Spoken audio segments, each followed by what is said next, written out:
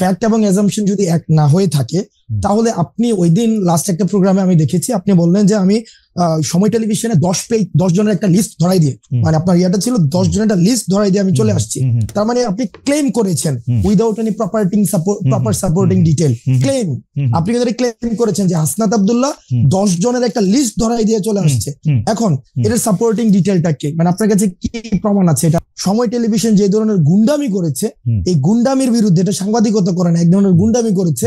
আমরা সেখানে কথা বলতে গিয়েছিলাম ফ্যাক্ট বেসড জার্নালিজম, যেটা যে জার্নালিজমের জন্য আপনারা হচ্ছেন এত বছর ধরে ফাইট করছেন, যে জার্নালিজম আপনারা দেশে থেকে করতে পারেন নাই, আপনারা বিদেশে চলে যাইতে হয়েছিল, সেই জার্নালিজমটা সময় টেলিভিশন এক ধরনের গুন্ডামি করেছে, সেটার বিরুদ্ধে কথা বলতে গিয়েছিলাম। কিন্তু আপনি যেভাবে বললেন আওয়ামী লীগ এই সংবিধানের 4 মূলনীতির একটাও মানে নাই, এটা হলো আমার ছোট্ট 2 পয়সার মধ্যে কনস্টিটিউশন। তার মানে এটা তো কনস্টিটিউশন তাহলে কমপ্লিটলি ফেল করছে। না আওয়ামী লীগ যা যা কিছু করছে, শোনেন হাসনাত, আমার মতটা হলো আওয়ামী লীগ যদি আপনারা কনস্টিটিউশন ভঙ্গ করছেন এই কারণে আপনাদের শাস্তি দিবে, এই একটা স্বপ্নের জায়গায় থাকে, আমি বলবো বাংলাদেশে কোনোদিন ন্যায় বিচার প্রতিষ্ঠিত হইলে বাংলাদেশের সংবিধানের মূলনীতি ধ্বংস করার জন্য আওয়ামী লীগের বিচার সবচেয়ে আগে করা উচিত। নিউ ইয়র্কের ম্যানহাটন থেকে আপনাদের সঙ্গে আছি আমি খালেদ মহিউদ্দিন। আপনারা জানেন 72-এর সংবিধান চান না তারা, বাংলাদেশের 24-এর বাংলাদেশের পর নতুন সংবিধানের দাবি তারা তুলেছেন। পালিয়ে থাকা আওয়ামী লীগকেও রাজনীতির ময়দানে সুযোগ দিতে নারাজ তারা। এইসব দাবিকে সামনে রেখে জুলাই বিপ্লবের ঘোষণাপত্র দিতে চেয়েছিলেন বৈষম্য বিরোধী ছাত্রনেতারা। শেষ পর্যন্ত দায়িত্ব নিয়েছে অন্তর্বর্তীকালের সরকার। যদিও সরকারের সমন্বয়কদের প্রতিনিধি আছেন, এসব বিষয় নিয়ে কথা বলার জন্য আজ আমাদের সঙ্গে রয়েছেন জুলাই বিপ্লবের রূপকার, বৈষম্য বিরোধী ছাত্র আন্দোলনের আহ্বায়ক জনাব হাসনাত আব্দুল্লাহ। জনাব হাসনাত আব্দুল্লাহ, আপনাকে আমাদের অনুষ্ঠানে স্বাগত জানাই। আপনাকে ধন্যবাদ, আপনি আমাদের সাথে যুক্ত হয়েছেন আপনার মূল্যবান সময়ের কাছ থেকে। আপনাকে ধন্যবাদ খালেদ ভাই।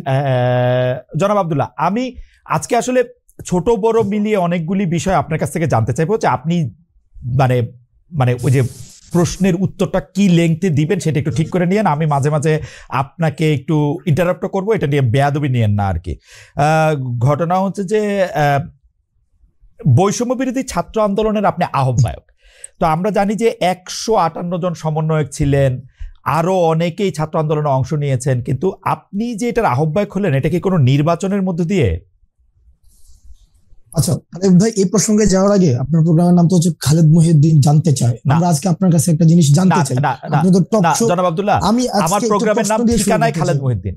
আমার প্রোগ্রামের নাম ঠিকানায় খালেদ মহিউদ্দিন, মানে অর্থাৎ আমরা আপনাকে চিনি খালেদ মহিউদ্দিন জানতে চাই, ওই টাইটেল থেকে হচ্ছে আপনি একটা আমাদের কাছে একটা অবস্থান তৈরি হয়েছে। তো সেই জায়গা থেকে আমরা আজকে আপনার কাছে একটা জিনিস জানতে চাই। মানে শুরুটাই করছে, আপনি তো টক শো করছেন অনেক বছর ধরে, তো আজকে আমি আপনাকে প্রশ্ন করি। মানে যে প্রশ্নটা হচ্ছে যে ভাই, ফ্যাক্ট এবং অ্যাজাম্পশন, হেজিং, এই বিষয়গুলো কি এক কিনা? মানে একটা অ্যাজাম্পশন করলাম, হাইপোথিসিসের ভিত্তিতে ফ্যাক্ট হিসাবে কি চালানো যায় কিনা? এটা অনেক বড় দার্শনিক কথাও এটাতে বলা যায়। আর যদি আপনি শব্দগত বলেন, আপনি যদি সিমেন্টিক শব্দগত মানে বুঝেন, সিমেন্টিক না, হ্যাঁ সিমেন্টিক না, প্র্যাগম্যাটিক জায়গা থেকে ফ্যাক্ট আর অ্যাজাম্পশন এক না, তবে ফ্যাক্টের জায়গায় যাইতে গেলে অনেক সময় অ্যাজাম্পশন করতে হয়। ফ্যাক্ট এন্ড অ্যাজাম্পশন ধরে যাইতে হয়, ফাইন, ওকে ফাইন, যেগুলো হাইপোথিসিস ধরে যাইতে হয়। তাহলে ফ্যাক্ট এবং অ্যাজাম্পশন যদি এক না হয়ে থাকে তাহলে আপনি ওই দিন লাস্ট একটা প্রোগ্রামে আমি দেখেছি আপনি বললেন যে আমি সময় টেলিভিশনে 10 জনের একটা লিস্ট ধরাই দিয়ে, মানে আপনার ইয়াটা ছিল 10 জনের একটা লিস্ট ধরাই দিয়ে আমি চলে আসছি। তার মানে আপনি ক্লেম করেছেন without any proper supporting detail claim. আপনি কিন্তু ক্লেম করেছেন যে হাসনাত আব্দুল্লাহ 10 জনের একটা লিস্ট ধরাই দিয়ে চলে আসছে। এখন এটার সাপোর্টিং ডিটেলটা কি, মানে আপনার কাছে কি প্রমাণ আছে? এটা আমি যে 10 জন, আমার কাছে আমি এএফপি রিপোর্টটা পড়েছিলাম, সেখানে আপনি 10 জনের কথা বা 5 জনের কথা বা 8 জনের কথা বা হয়তো 10 জনের কথাই আমার এখন মানে এফপি রিপোর্টের মধ্যে বলা হয়েছিল যে হাসনাত আব্দুল্লাহকে সময় টেলিভিশনের 10 জন সাংবাদিককে চাকরিচ্যুতি করার কথা বলেছেন। আমি তারপরে দেখেছি যে আপনি একটা ফেসবুক স্ট্যাটাস দিয়েছেন, সেই স্ট্যাটাসের মধ্যে আপনি বলেছেন যে আপনি এর মধ্যে যান নাই, আপনি যাওয়ার পরে 5 জনের চাকরিচ্যুতি করা হয়েছে এবং সেই 5 জনের চাকরিচ্যুতি করার ব্যাপারে আপনি আপত্তি জানিয়েছেন। আমি আবারও বলতে চাই যে আপনি 10 জনের লিস্ট ধরাইছেন কি 5 জনের লিস্ট ধরাইছেন? হ্যাঁ, 5 জনের লিস্ট ধরেছেন, সেটা আমি বলি। আপনি ওই জায়গা থেকে খালেদ ভাই বক্তব্যটা ভাবে আসে না, আপনার জায়গা থেকে যেভাবে আসছে, সেটা হচ্ছে এএফপির বরাতে হাসনাত আব্দুল্লাহ গিয়েছে, ব্যাপারটা এমন ছিল না, বরং আপনার জায়গা থেকে আপনি হচ্ছেন পার্সোনালি ক্লেম করেছেন আমি 10 জনের লিস্ট ধরাই দিয়ে চলে আসছি। এই ঘটনা যেহেতু খালেদ মহিউদ্দিন মানুষের ওনার কাছ থেকে এই ধরনের বক্তব্য আসে যেগুলো হচ্ছে গণঅভ্যুত্থানে যারা অংশগ্রহণ করেছে আমাদেরকে ব্যক্তিগতভাবে আহত করি, কারণ এই 10 জনের লিস্ট যদি সময় টেলিভিশন যে ধরনের গুন্ডামি করেছে, এই গুন্ডামির বিরুদ্ধে, এটা সাংবাদিকতা করে না, এক ধরনের গুন্ডামি করেছে, আমরা সেখানে কথা বলতে গিয়েছিলাম ফ্যাক্ট বেসড জার্নালিজম, যেটা যে জার্নালিজমের জন্য আপনারা হচ্ছেন এত বছর ধরে ফাইট করছেন, যে জার্নালিজম আপনারা দেশে থেকে করতে পারেন নাই, আপনারা বিদেশে চলে যাইতে হয়েছিল, সেই জার্নালিজমটা সময় টেলিভিশন এক ধরনের গুন্ডামি করেছে, সেটার বিরুদ্ধে কথা বলতে গিয়েছিলাম। কিন্তু আপনি যেভাবে বললেন এটার কোনো ধরনের বাস্তবতা থেকে আপনাদের জায়গা থেকে আপনি তো অবশ্যই প্রশ্ন করবেন, আমি প্রশ্ন উত্তর নিব, আপনার সবগুলো প্রশ্ন উত্তর দিব। সেটা হচ্ছে আমরা প্রত্যাশা করবো আপনাদের জায়গা থেকে যেন বস্তুনিষ্ঠ সাংবাদিকতা, যে সাংবাদিকতার জন্য খালেদ মহিউদ্দিনরা বছরের পর বছর ফাইট করে যাচ্ছে, সেই ধরনের সাংবাদিকতা, ক্ষমতাকে প্রশ্ন করার সাংবাদিকতা অব্যাহত থাকবে। তবে সেটা যেন ক্লিকবেট জার্নালিজম না হয়, যেমন ক্লিকবেট জার্নালিজম, ব্যক্তিগত ক্যারেক্টার অ্যাসাসিনেশন জার্নালিজম যেন না হয়। আপনার কথা কি শেষ? আচ্ছা, আমি একটু দুইটা জিনিস একটু ক্লিয়ার হই। এক হচ্ছে যে আপনি সেইখানে সময় টিভির গুন্ডামি প্রতিরোধ করতে গিয়েছিলেন, রাইট? আমি যদি আপনার কথা ঠিক বুঝে থাকি হাসনাত, আপনি সেখানে সময় টিভির গুন্ডামি প্রতিরোধ করতে গিয়েছিলেন, রাইট? সময় টিভির গুন্ডামি না, দেখেন সময় টিভি, আমি বলেছি সাংবাদিকতা নামে যে ধরনের গুন্ডামি করেছে গত দীর্ঘ একটা সময়, ব্যক্তিগত ক্যারেক্টার অ্যাসাসিনেশন করেছে। আমি একটা করে শব্দ ব্যক্তিগতভাবে ধরে আব্দুল্লাহ, জনাব আব্দুল্লাহ, আপনি অনেক ব্রিলিয়েন্ট, শার্প। আমি একটা করে আসি। আপনি ওইখানে গিয়েছিলেন হচ্ছে সাংবাদিকতার নামে সময় টিভি যেগুলি গুন্ডামি করেছে সেগুলি প্রতিরোধ করতে না, সেই বিষয়গুলো সময় টেলিভিশনের যিনি হচ্ছেন ওখানের, আমরা পরবর্তীতে শুনেছি এটা পরিচালনা পরিষদ রয়েছে, অর্থাৎ যারা এই বিষয়গুলিকে সমাধান করতে পারবে, এটা ফ্যাক্ট বেসড জার্নালিজমের দিকে নিতে পারবে, মালিকরা। ওইটার হচ্ছে ওই যে আমাকে যেটা বলা হয়েছে যে মালিক হচ্ছে কি জানো, ভদ্রলোক হাসান সাহেব, আমি ওনার সাথে কথা বলতে গিয়েছি যে ভাই আমরা ভিডিও এভিডেন্স নিয়ে গিয়েছি, ভিডিও এভিডেন্স যে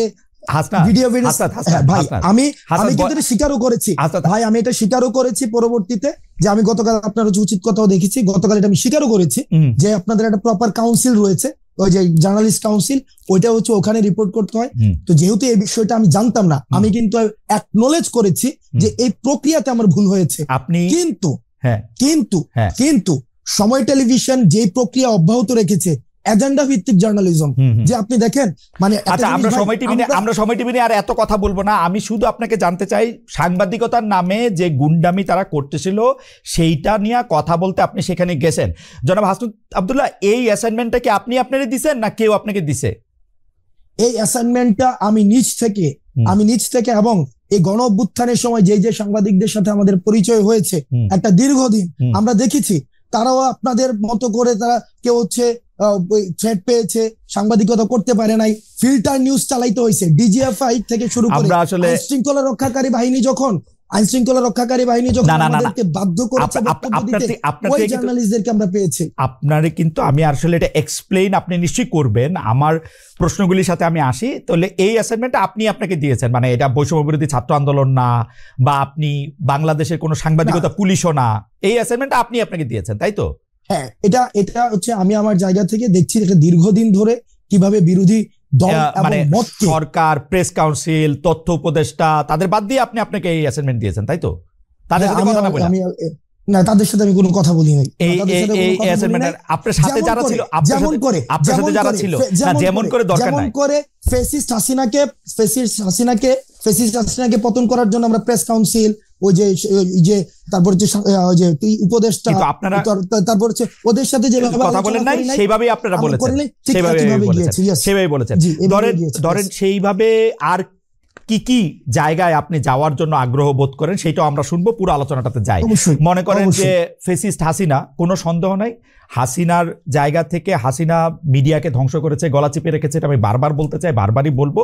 কিন্তু এইটার পরে 5 মাস পরে এসে, 4.5 মাস পরে এসে হাসনাত আব্দুল্লাহর মনে হয়েছে যে সাংবাদিকতা নামক করা গুন্ডামি করতেছে, এখন হাসনাত আব্দুল্লাহ নিজেকে অ্যাসাইন করেছে, ওইখানে গিয়ে তাদেরকে বলে আসতে হবে কথা, তাই তো?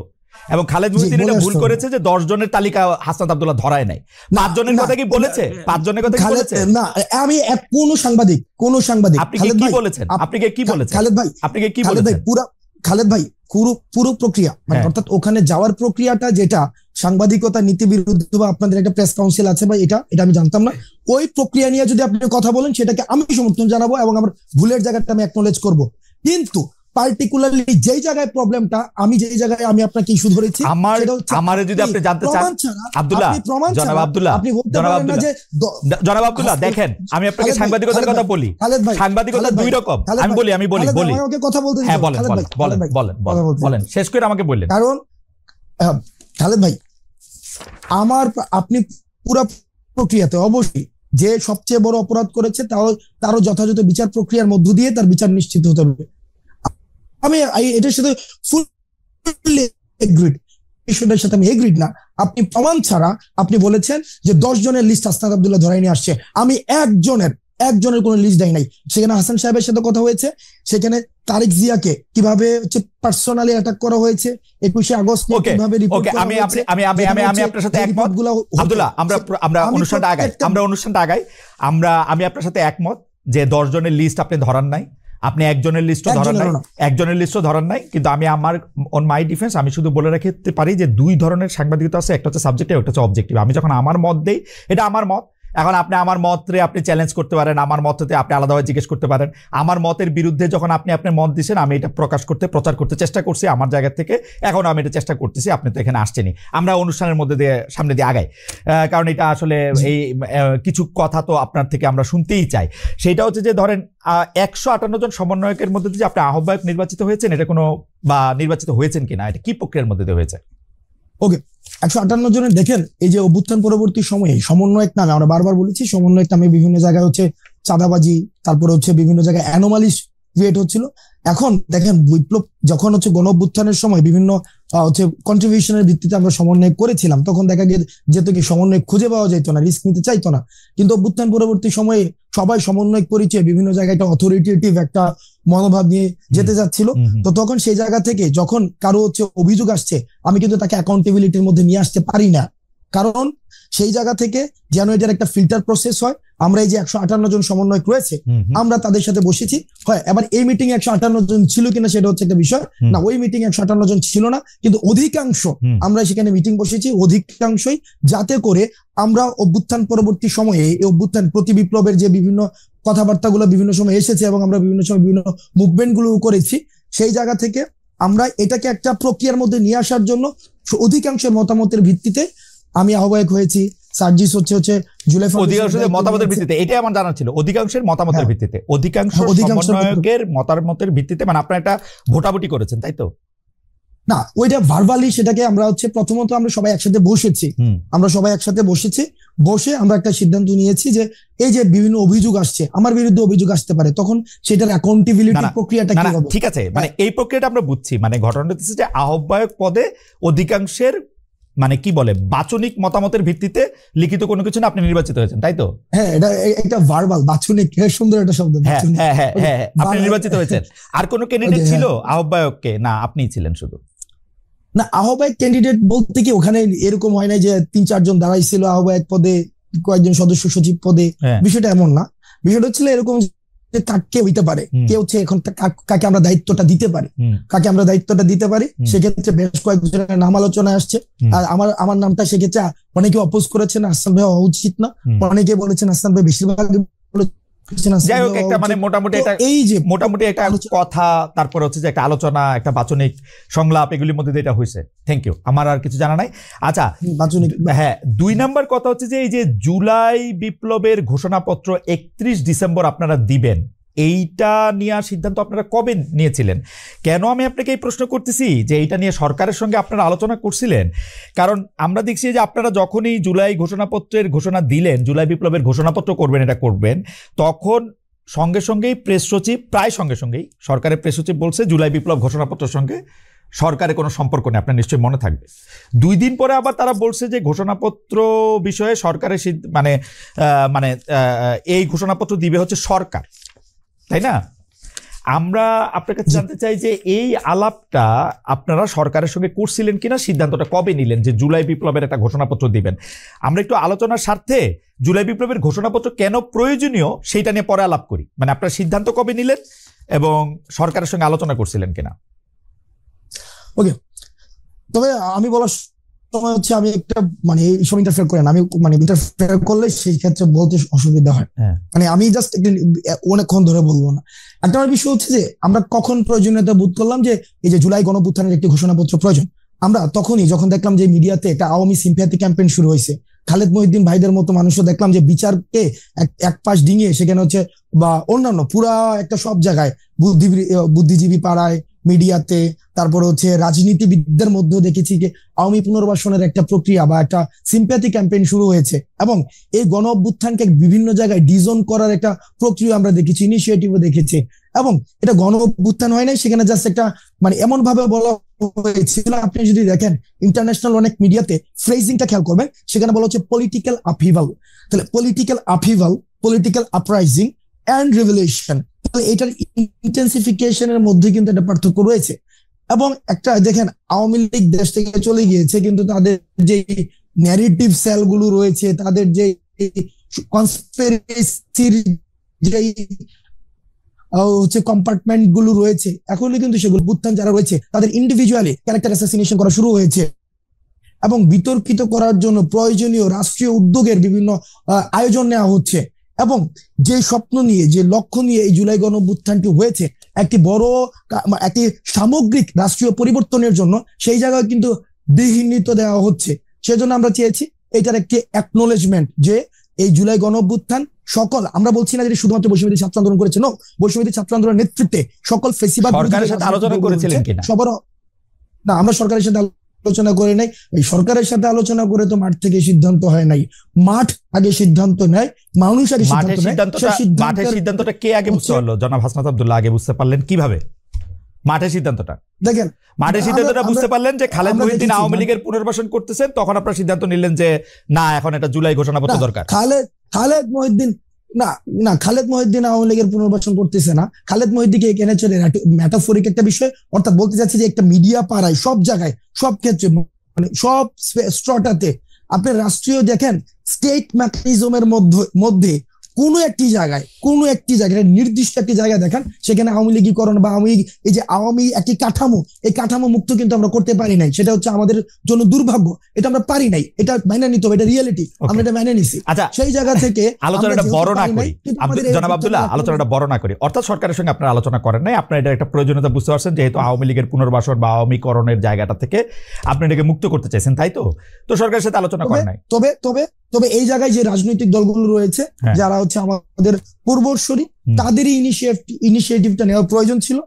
অনেক রাজনৈতিক দল রয়েছে যারা ফেসিবাদের বিরুদ্ধে একটা দীর্ঘ সময় অত্যাচার নির্যাতনের মধ্যে দিয়ে গিয়েছে, বিএনপি ছিল, জামাত ছিল, ওইটা উদ্যোগটা তাদের কাছ থেকে আসা উচিত ছিল। যেহেতু এই উদ্যোগগুলো আসেনি, সেই কারণে আপনারা কবে সিদ্ধান্ত নিলেন যে এটা 31 তারিখে এটা আপনারা দিতে চান? আমরা 24-এ এটা করতে চেয়েছি, কারণ এটা দীর্ঘদিন ধরে আলোচনা। এই সিদ্ধান্তটা কবে নিলেন? 24-এ করবেন, ঠিক আছে, সিদ্ধান্তটা কবে নিলেন? মানে 28 তারিখ, 29 তারিখ, 27 তারিখ, 26 তারিখ, কয় তারিখে?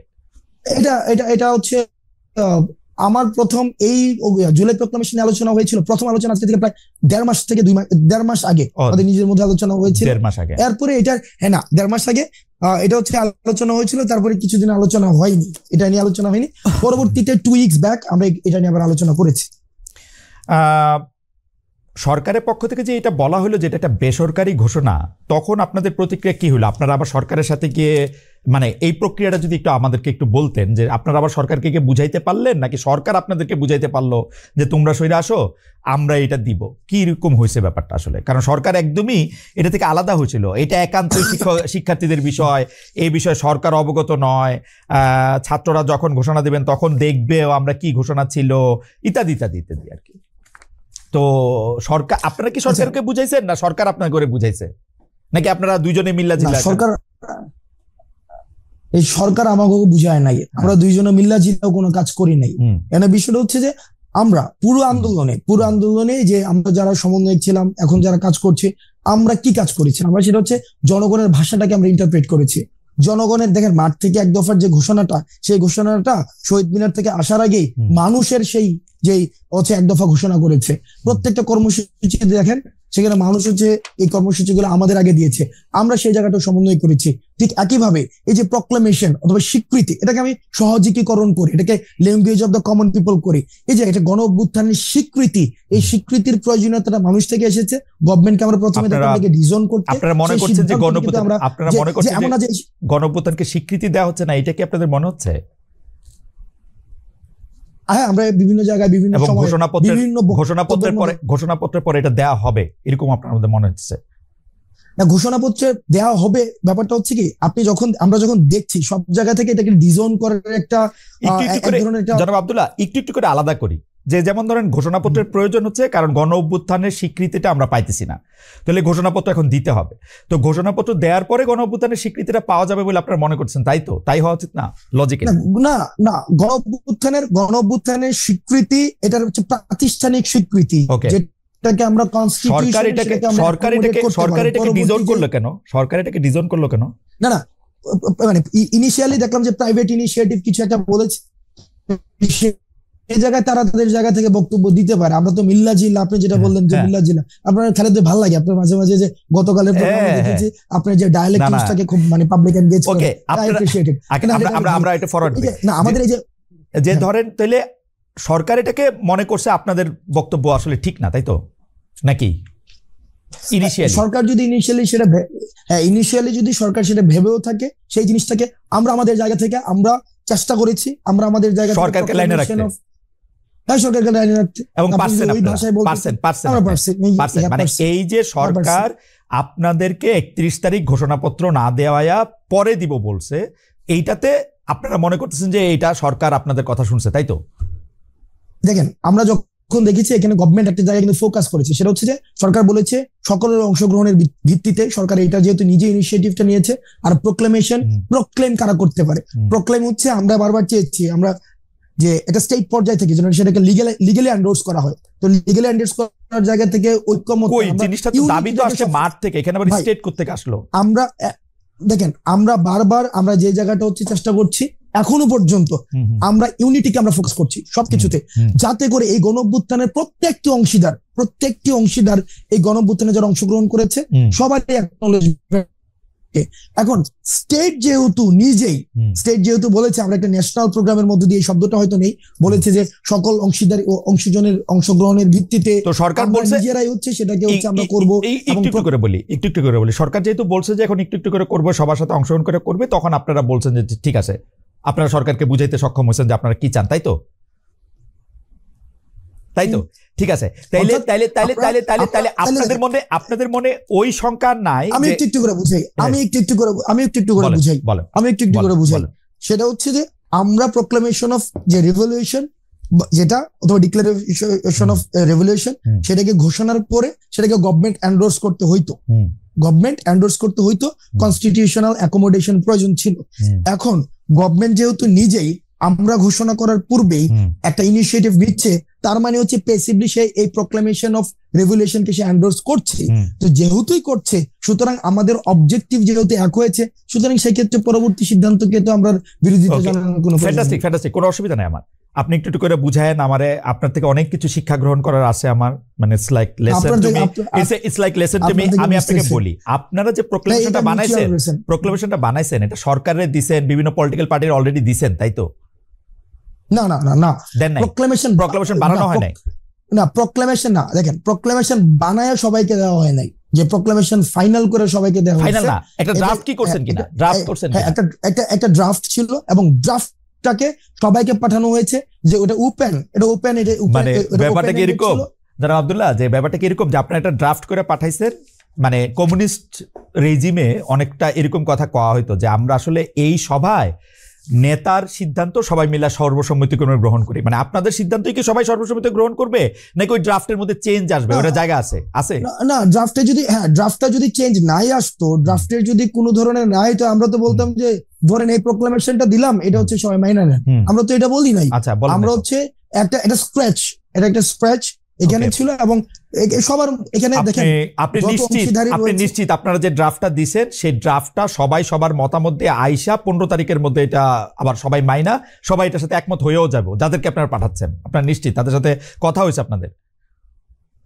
এখন যদি নিশ্চিত না হয় সেক্ষেত্রে গভর্নমেন্ট যে প্রমিস দিয়েছে সে প্রমিসের ভায়োলেশন। কিসের ভিত্তিতে গভর্নমেন্ট এই প্রমিস দিল? গভর্নমেন্ট তো আরেক অংশীজনের মতামত জানে না, তাহলে আপনার কথা ঠিক হইলে শুধু আপনাদের মতামত জানে না। গভর্নমেন্ট যেহেতু বলেছে, আপনি ওই যে গতকালের যে এটা প্রেস রিলিজ বলেছে সেখানে স্পষ্ট ভাষায় বলেছে যে সকল অংশীজনের ভিত্তিতে গভর্নমেন্ট নিজে ইনিশিয়েটিভ নিবে এবং সবার মধ্য দিয়ে যখন আসবে তার মানে হচ্ছে গভর্নমেন্ট রেসপন্সিবিলিটি। গভর্নমেন্ট এই প্রমিসটা কেমনে করলো যখন গভর্নমেন্ট জানে না যে আরেকজন মানুষ কি বলবে? গভর্নমেন্ট যে জানে না সেটা তো আমার সাথে আলোচনা করে নাই। গভর্নমেন্ট অলরেডি জানে না, যেহেতু গভর্নমেন্ট ডিক্লারেশন দিয়েছে তার মানে জানে। আমি যদি এটাকে আলোচনা আপনার কাছে লজিক্যাল মনে হচ্ছে ব্যাপারটা? অবজেক্টিভ ডিসকাশনে যদি আসে গভর্নমেন্ট দেখেন, আপনি 15 তারিখের পরে যদি প্রোক্লেমেশন না হয় তাইলে কি হবে সেটা নিয়ে আপনি আলোচনা করতেছেন, আর আমি আলোচনা করতেছি না 15 তারিখের পরে না। কিন্তু এই যে জনাব আব্দুল্লাহ, আমি আলোচনা করতেছি এই প্রোক্লেমেশনটা কিসের ভিত্তিতে বা কেমনে কইরা, প্রক্রিয়াটা কি, সবার মতামত কেমনে আসবে? আমি খালি এখানে দেখতেছি আপনারা একটা প্রোক্লেমেশনের ড্রাফট কইরা, যেটাকে আপনি এখন স্ক্র্যাচ বলতেছেন, এইটা পাঠাইছেন বিভিন্ন লোকের কাছে। অন্য যারা অংশীজন আছে আপনারা ছাড়াও তো আরো কিছু অংশীজন থাকতে পারে, 2-1 অথবা অর্ধেকজন, আপনারা একজন থাকতে পারে। তাদের মতামত যদি অ্যাকোমোডেট করতে হয় তাহলে আপনারা তো জানেন না তারা এই আপনাদের স্ক্র্যাচের সাথে একমত হবে কি হবে না। আপনি বলতেছেন গভর্নমেন্ট জানলেও জানতে পারে, তো যদি না জানে, যদি গভর্নমেন্ট যেহেতু জানে, গভর্নমেন্ট জানে আরেকজন কি প্রস্তাব দিবে, গভর্নমেন্ট যেহেতু জানে এই কারণে ইনিশিয়েটিভ নিয়েছে। এখন আপনার যদি মনে হয় যদি 15 তারিখের পরে যদি বা হচ্ছে একটা আমরা আমাদের জায়গা থেকে 15 তারিখে আজকে বলেছি যে একদম দীর্ঘকাল আমরা আমাদের জায়গা থেকে আজকে বলেছি 15 তারিখের মধ্যে হইতে হবে, কিন্তু এটা দীর্ঘকাল, এটা অনন্ত অসীম সময় ধরে তো এটা হওয়া সম্ভব না। সেই জায়গা থেকে আমরা আমাদের জায়গা থেকে 15 তারিখ বলেছি।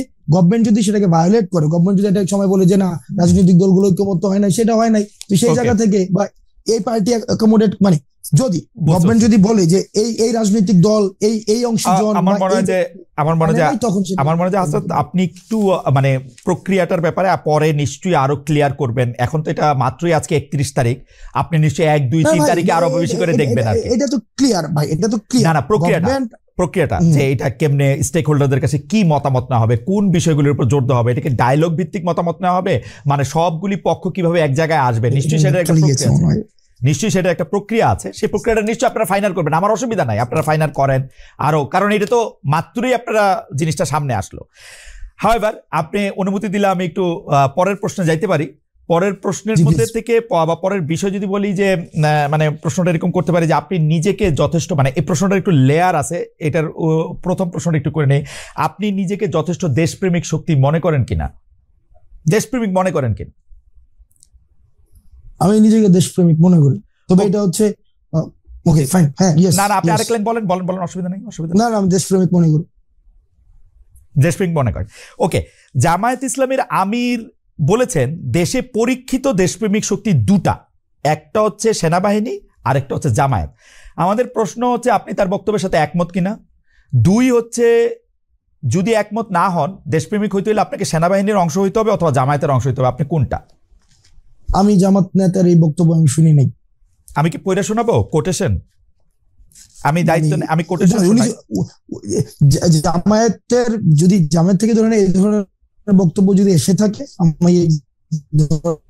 বক্তব্য মানে আমি জানি না এই ধরনের বক্তব্য উনি দিয়েছেন কিনা, আর যদি দিয়েও থাকেন তাহলে এটা নিয়ে আলোচনা, আমার জায়গা থেকে আমি আলোচনার জন্য এই বাইনারি পজিশন আমি যাইতে চাই না যে ওই পলিটিক্যাল পার্টি সাবস্ক্রিপশন করলে আমি দেশপ্রেমিক। ওইটা হচ্ছে এক ধরনের একটা জিনিস, প্যারিকুয়াল একটা হচ্ছে আইডিয়া যে আমি এই আইডিওলজি থাকলেই হচ্ছে আমি দেশপ্রেমিক, আর ওই আইডিওলজি হলে দেশপ্রেমিক না, এই ধরনের ধারণাতে আমি বিশ্বাস করি না। আচ্ছা ঠিক আছে, ধরেন এটা এই বাইনারি ধারণাতে আপনি বিশ্বাস না করলেন, সেনাবাহিনী নিয়ে আপনি কি মনে করেন? আপনি কি মনে করেন বাংলাদেশের সেনাবাহিনী একটা পরীক্ষিত দেশপ্রেমিক শক্তি?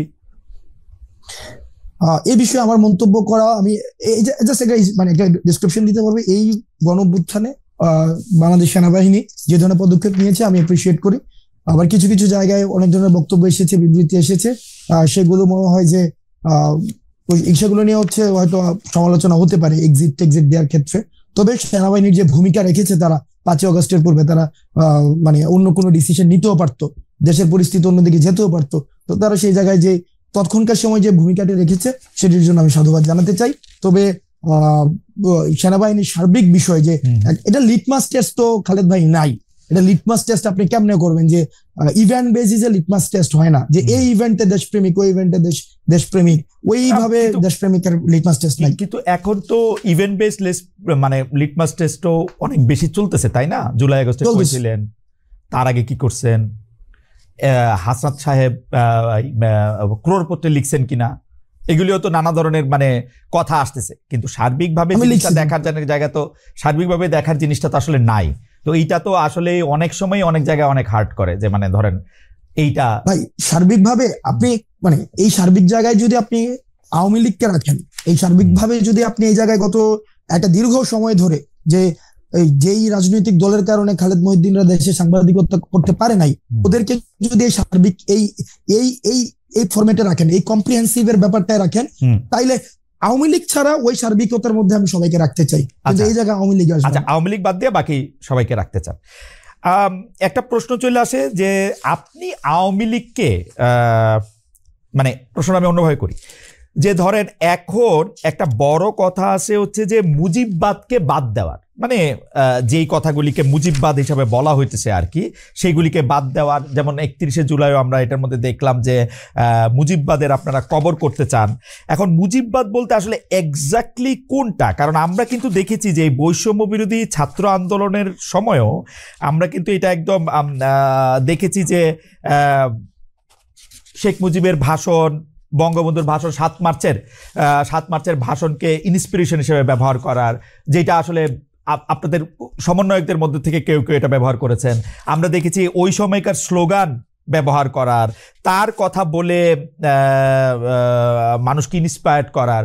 তো এইটার এখন যে আবার আপনারা মুজিববাদের কবর চাচ্ছেন, সেইটার কারণ কি? যে আপনারা পপুলিস্ট জায়গাটা থেকে, মানে জনতুষ্টিমূলক এই জায়গাটা থেকে এটা ধরতে চাচ্ছেন, নাকি ব্যাপারটা এরকম যে ওই সময় আপনারা এটা করেছেন যাতে আপনারা একটা কৌশল নিতে পারেন, যেই কৌশলে আবার বেশি লোক আপনাদের প্রতি আকৃষ্ট হতে পারে? কোনটা, মানে ওই সময়টা কৌশল ছিল নাকি এখনকারটা কৌশল? দুইটা তো দুই অবস্থান, তাই না? আচ্ছা, আমি আপনি আমার জন্য সহজ করে দিয়েছেন।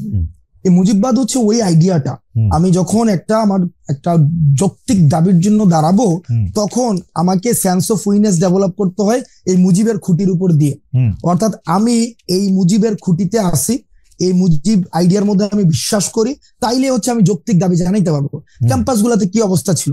ক্যাম্পাস গুলোতে অবস্থা ছিল, আপনি কোন একটা যৌক্তিক দাবি নিয়ে দাঁড়ান, আপনাকে দাবি জানাবেন আপনি 3 দিন, আর আপনাকে বাকি 5 দিন আপনাকে বারবার বলতে হবে আমি কোনো রাজনীতি করি না, আমি এটা অরাজনৈতিক দাবি, এটা অরাজনৈতিক দাবি। এবং এই দাবিটাকে হচ্ছে যথাযথ করার জন্য আপনাকে বারবার হচ্ছে বলতে হবে যে কি, ওই যে বঙ্গবন্ধুর বাংলায় বৈষম্য ঠাঁই নাই, অর্থাৎ বঙ্গবন্ধুর সাবস্ক্রিপশন ছাড়া, বঙ্গবন্ধুর খুঁটি ধরা ছাড়া আপনি কোন একটা যৌক্তিক কোন একটা দাবি দাঁড়াই করাইতে পারবেন না। ওই আইডিয়াটা হচ্ছে সামগ্রিকভাবে হচ্ছে মুজিববাদী আইডিয়া। অর্থাৎ রাষ্ট্রের সবকিছুকে একটা সেন্ট্রালাইজড একটা আইডিয়া থেকে সেখানে ম্যানিপুলেটেড হবে, এবং ওই আইডিয়াটা হচ্ছে আনক্রিটিক্যাল আইডিয়া। এই আইডিয়াটাকে আপনি কখনোই ক্রিটিক করতে পারবেন না।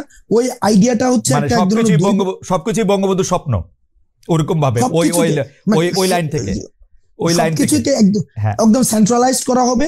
ওই আইডিয়াটাই হচ্ছে মুজিববাদী আইডিয়া। এখন এটার ভাই এটা একটা হিস্ট্রিক্যাল ন্যারেশন আছে, এটার এটা সামাজিক এক ধরনের ব্যাখ্যা রয়েছে, অর্থনৈতিক এক ধরনের ব্যাখ্যা রয়েছে, এই জিনিসটা সামাজিক বাস্তবতার এক ধরনের ব্যাখ্যা রয়েছে। এটা তো ম্যাথস না যে এটা হচ্ছে এই মুজিববাদের এই আইডিয়াটা তো আসলে ফর্মুলেটেড, বা মানে হিসাবটা কি? এটা কি হাসিনা সরকারের সময় মুজিববাদের আইডিয়াটা হয়েছে, নাকি মুজিববাদের আইডিয়া শেখ মুজিবুর রহমানের সময়ও ছিল?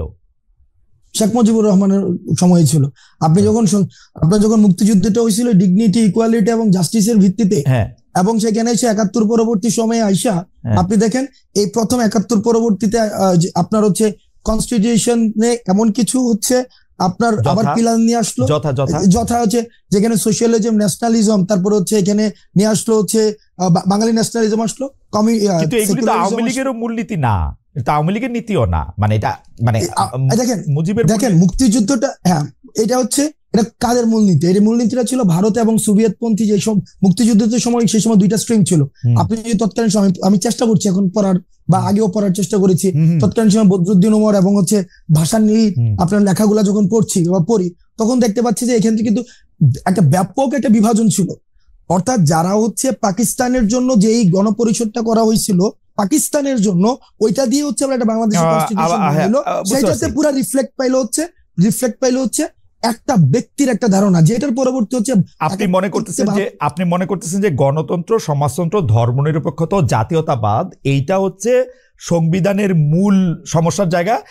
আপনি না না না না না না ভাই না না, আপনি একদম যে এভাবে কনক্লুশনে চলে গেলে হবে না।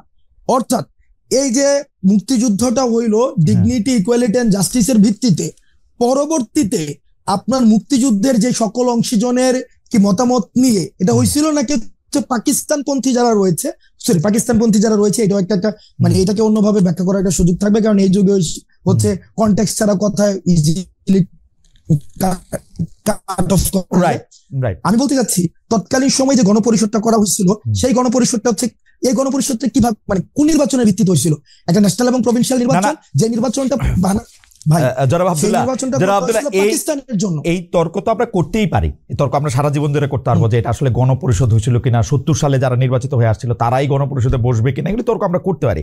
কিন্তু আমি জানতে চাইতেছি যে আমরা এখন 72-এর সংবিধান বলি বা ইয়াটা বলি, এটার ক্ষেত্রে গণতন্ত্র, সমাজতন্ত্র, ধর্মনিরপেক্ষতা, জাতীয়তাবাদ এগুলিকে আমরা সমস্যা হিসেবে দেখতেছি কিনা, ভিসাভিস যেখানে আমাদের কাছে ডিগনিটি, ইকুয়ালিটি এবং সোশ্যাল জাস্টিস ছিল, এবং ডিগনিটি, ইকুয়ালিটি, সোশ্যাল জাস্টিসের এন্টিথিসিস আমরা গণতন্ত্র, সমাজতন্ত্র, ধর্মনিরপেক্ষতা, জাতীয়তাবাদকে মনে করতেছি কিনা যে একটা আরেকটার সাথে সাংঘর্ষিক। না, এন্টিথিসিস না, এখানে কন্ট্রাডিকশন আছে। হ্যাঁ, কন্ট্রাডিকশনটা একটু বলেন, কন্ট্রাডিকশনটা একটু বুঝি। কন্ট্রাডিকশনটা এখানে দেখেন একদম পুরাটাকে বাঙালি জাতীয়তাবাদ বানাই ফেলছে, এখন সবগুলাকে একসাথে একটা প্যাকেটে নিয়ে আসছে। এখন পুরা এই জায়গায় আপনি দেখবেন যে ওইখানে গণপরিষদ থেকে তখন কিন্তু যতীন্দ্র নারায়ণ লার্মা কিন্তু তখন উনি অনির্দিষ্টকালের জন্য গণপরিষদ। এই একটা স্পেসিফিক সমস্যা পাওয়া গেল যে জাতীয়তাবাদটা এরকম বাঙালি এরকম হইতে পারবে না, তাই তো? দেখেন না, সমস্যা না, এখানে আপনার প্রত্যেকটা স্টেক হোল্ডারের অ্যাকনলেজমেন্ট প্রয়োজন। আপনার যে জায়গায় সমাজতন্ত্র আছে সেই জায়গায় আবার আপনার এখানে ধর্মনিরপেক্ষতার যে আলাপটা, আপনার এখানে একটা ধর্মনিরপেক্ষতার আলাপ তো যুদ্ধের সময় ছিল না। এখন আমাকে আবার এখানে বলা হইতেছে হাসনাত আব্দুল্লাহ আজকে ক্যাপশন যাবে যে এ ধর্মনিরপেক্ষতার বিপক্ষে। এটা এই ধরনের একটা ছোট 2 লাইনের 4 লাইনের আলাপ আলোচনা দেওয়া সম্ভব না। সংবিধান বিশেষজ্ঞ এটা আমি বুঝতে পারছি যে আমরা একটু মুভ অন করি।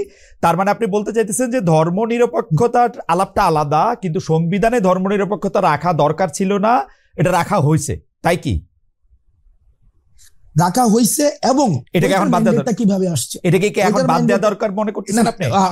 আবার ভাই না না, নাকি এটা আপনি আলাপই চান না? আমি বুঝি না, কিন্তু এটা নিয়ে নাকি আপনি আলাপই চান না? না না, আমি আলাপ চাই, তবে হ্যাঁ অবশ্যই আলাপ চাই, সেটা আলাপ হওয়া উচিত। কিন্তু এটাকে যদি আপনি এভাবে বলতে চান, হাসনাত আব্দুল্লাহ এটা চাইছে যে সংবিধান ধর্মনিরপেক্ষতা। আরে ভাই, হাসনাত আব্দুল্লাহ চাইছে সেটা বলবো কেন? আমি আলাপটা বোঝার জন্য আলাপটা হচ্ছে যে মুক্তিযুদ্ধটা যেভাবে হয়েছিল, মুক্তিযুদ্ধটা যেই অবজেক্টিভ সামনে রেখে হয়েছিল, পরবর্তীতে 72-এর যে সংবিধানটা হয়েছিল, এই মুক্তিযুদ্ধের গণ আকাঙ্ক্ষার প্রতিফলনটা এই সংবিধানটাই হয় নাই, আওয়ামী লীগের আকাঙ্ক্ষার প্রতি। আওয়ামী লীগের আকাঙ্ক্ষা জাতীয়তাবাদ, আমি একটু কয়ে রাখি, আমার জীবনেও মনে হয় না আওয়ামী লীগের আকাঙ্ক্ষা জাতীয়তাবাদ, আমার জীবনেও মনে হয় না আওয়ামী লীগের আকাঙ্ক্ষা ধর্মনিরপেক্ষতা। কারণ আওয়ামী লীগ ধর্মরে পুঁজি কইরা সবচেয়ে বেশি বাংলাদেশে অন্যায় করছে। আপনি খোঁজ নিয়ে দেখেন, গত 15 বছরে সে যাদেরকে দুর্বল পাইছে, সে ধর্মীয় সংখ্যালঘু হোক, পাহাড়ি সংখ্যালঘু হোক, এই মানে অন্যভাবে সংখ্যালঘু হোক, যেমনে পারছে আওয়ামী লীগের অত্যাচারগুলি করছে। সুতরাং আওয়ামী লীগের আমার কখনোই ধর্মনিরপেক্ষ মনে হয় নাই, কখনো জাতীয়তাবাদী মনে হয় নাই, কখনো গণতন্ত্রী মনে হয় নাই। গণতন্ত্র মনে হইলে সে কোনোদিন ভোট লয়ে এরকম করতে পারতো না। আমরা এটার মধ্যে এটা দেখছি। কখনো তাদেরকে সমাজতন্ত্রী মনে হয় না। সমাজতন্ত্রী হইলে বাংলাদেশে এতগুলি ঋণ খেলাপি হইতো না, এতগুলি অলিগার্ক সৃষ্টি হইতো না। আওয়ামী লীগ এই সংবিধানের 4 মূলনীতির একটাও মানে নাই। এটা হলো আমার ছোট্ট 2 পয়সার মধ্যে কনস্টিটিউশন। তার মানে এটা তো কনস্টিটিউশন তাহলে কমপ্লিটলি ফেল করছে। না না, আওয়ামী লীগ যা যা কিছু করছে, শুনেন হাসনাত, আমার মতটা হলো আওয়ামী লীগ যদি আপনারা কনস্টিটিউশন ভঙ্গ করছেন এই কারণে আপনাদের শাস্তি দিবে, এই একটা স্বপ্নের জায়গায় থাকে, আমি বলবো বাংলাদেশে কোনোদিন ন্যায় বিচার প্রতিষ্ঠিত হইলে বাংলাদেশের সংবিধানের মূলনীতি ধ্বংস করার জন্য আওয়ামী লীগের বিচার সবচেয়ে আগে করা উচিত, এই এক্সিস্টিং মূলনীতি ধ্বংস করার জন্য। গণতন্ত্র, সমাজতন্ত্র, ধর্মনিরপেক্ষতা, জাতীয়তাবাদ একটাও সে মানে নাই। আমি এটা গ্যারান্টি দিয়ে করতে পারি, একটাও মানে নাই। এটা অসংখ্য উদাহরণ দেওয়া যাবে। আমি ঘটনা লম্বা করছি, কিন্তু আপনারা যে সংবিধানটা করা হয়েছে, সংবিধানের মূলনীতির ভিত্তিতে করা হয়েছে, এটা কোনোদিনও বাস্তবায়ন করা হয় নাই। এটা আওয়ামী লীগ নিজেই খর্ব করছে। না, আওয়ামী লীগ খর্ব করছে না, আওয়ামী লীগ খর্ব করছে না। আমি শেখ হাসিনার আমলটায় আমি সাংবাদিকতা করি, আমি 15 বছরে কইতেছি আওয়ামী লীগ এটা হত্যা করছে। সুতরাং সংবিধানের দোষ আমি দেই না, সংবিধানের দোষ আমি দেই না। আমার কাছে মনে হয় সংবিধানে যাই থাক, এটা এরকমই হয়েছিল। আপনারা কি করবেন সেটা নিয়ে আমি আসি, আপনাদের বক্তব্যে আসি। আওয়ামী লীগের কথা কয়ে লাভ নেই আমার এখন। আমি কি জানি বলে আপনারা জানেন যে আপনি আসবেন, সেই জন্য আমরা একটা পোল করি। সেই পোলের মধ্যে আমরা দিছিলাম জুলাই ঘোষণাপত্রের মাধ্যমে আওয়ামী লীগকে অপ্রাসঙ্গিক করা হবে বলেছেন বৈষম্য বিরোধী ছাত্র আন্দোলনের আহ্বায়ক হাসনাত আব্দুল্লাহ। বাস্তবায়ন করা সম্ভব হবে কিনা সেটা বলেছেন শতকরা 50% সম্ভব হবে, শতকরা 50% বলেছেন সম্ভব হবে না। খুবই বিচিত্র। আমার এই জীবনে আমি প্রথম কোনো একটা মানে জরিপ এরকম টাই হইতে দেখলাম। আচ্ছা, হাওয়েভার আমি একটু হাসনাত আব্দুল্লাহ আপনার কাছে আসি।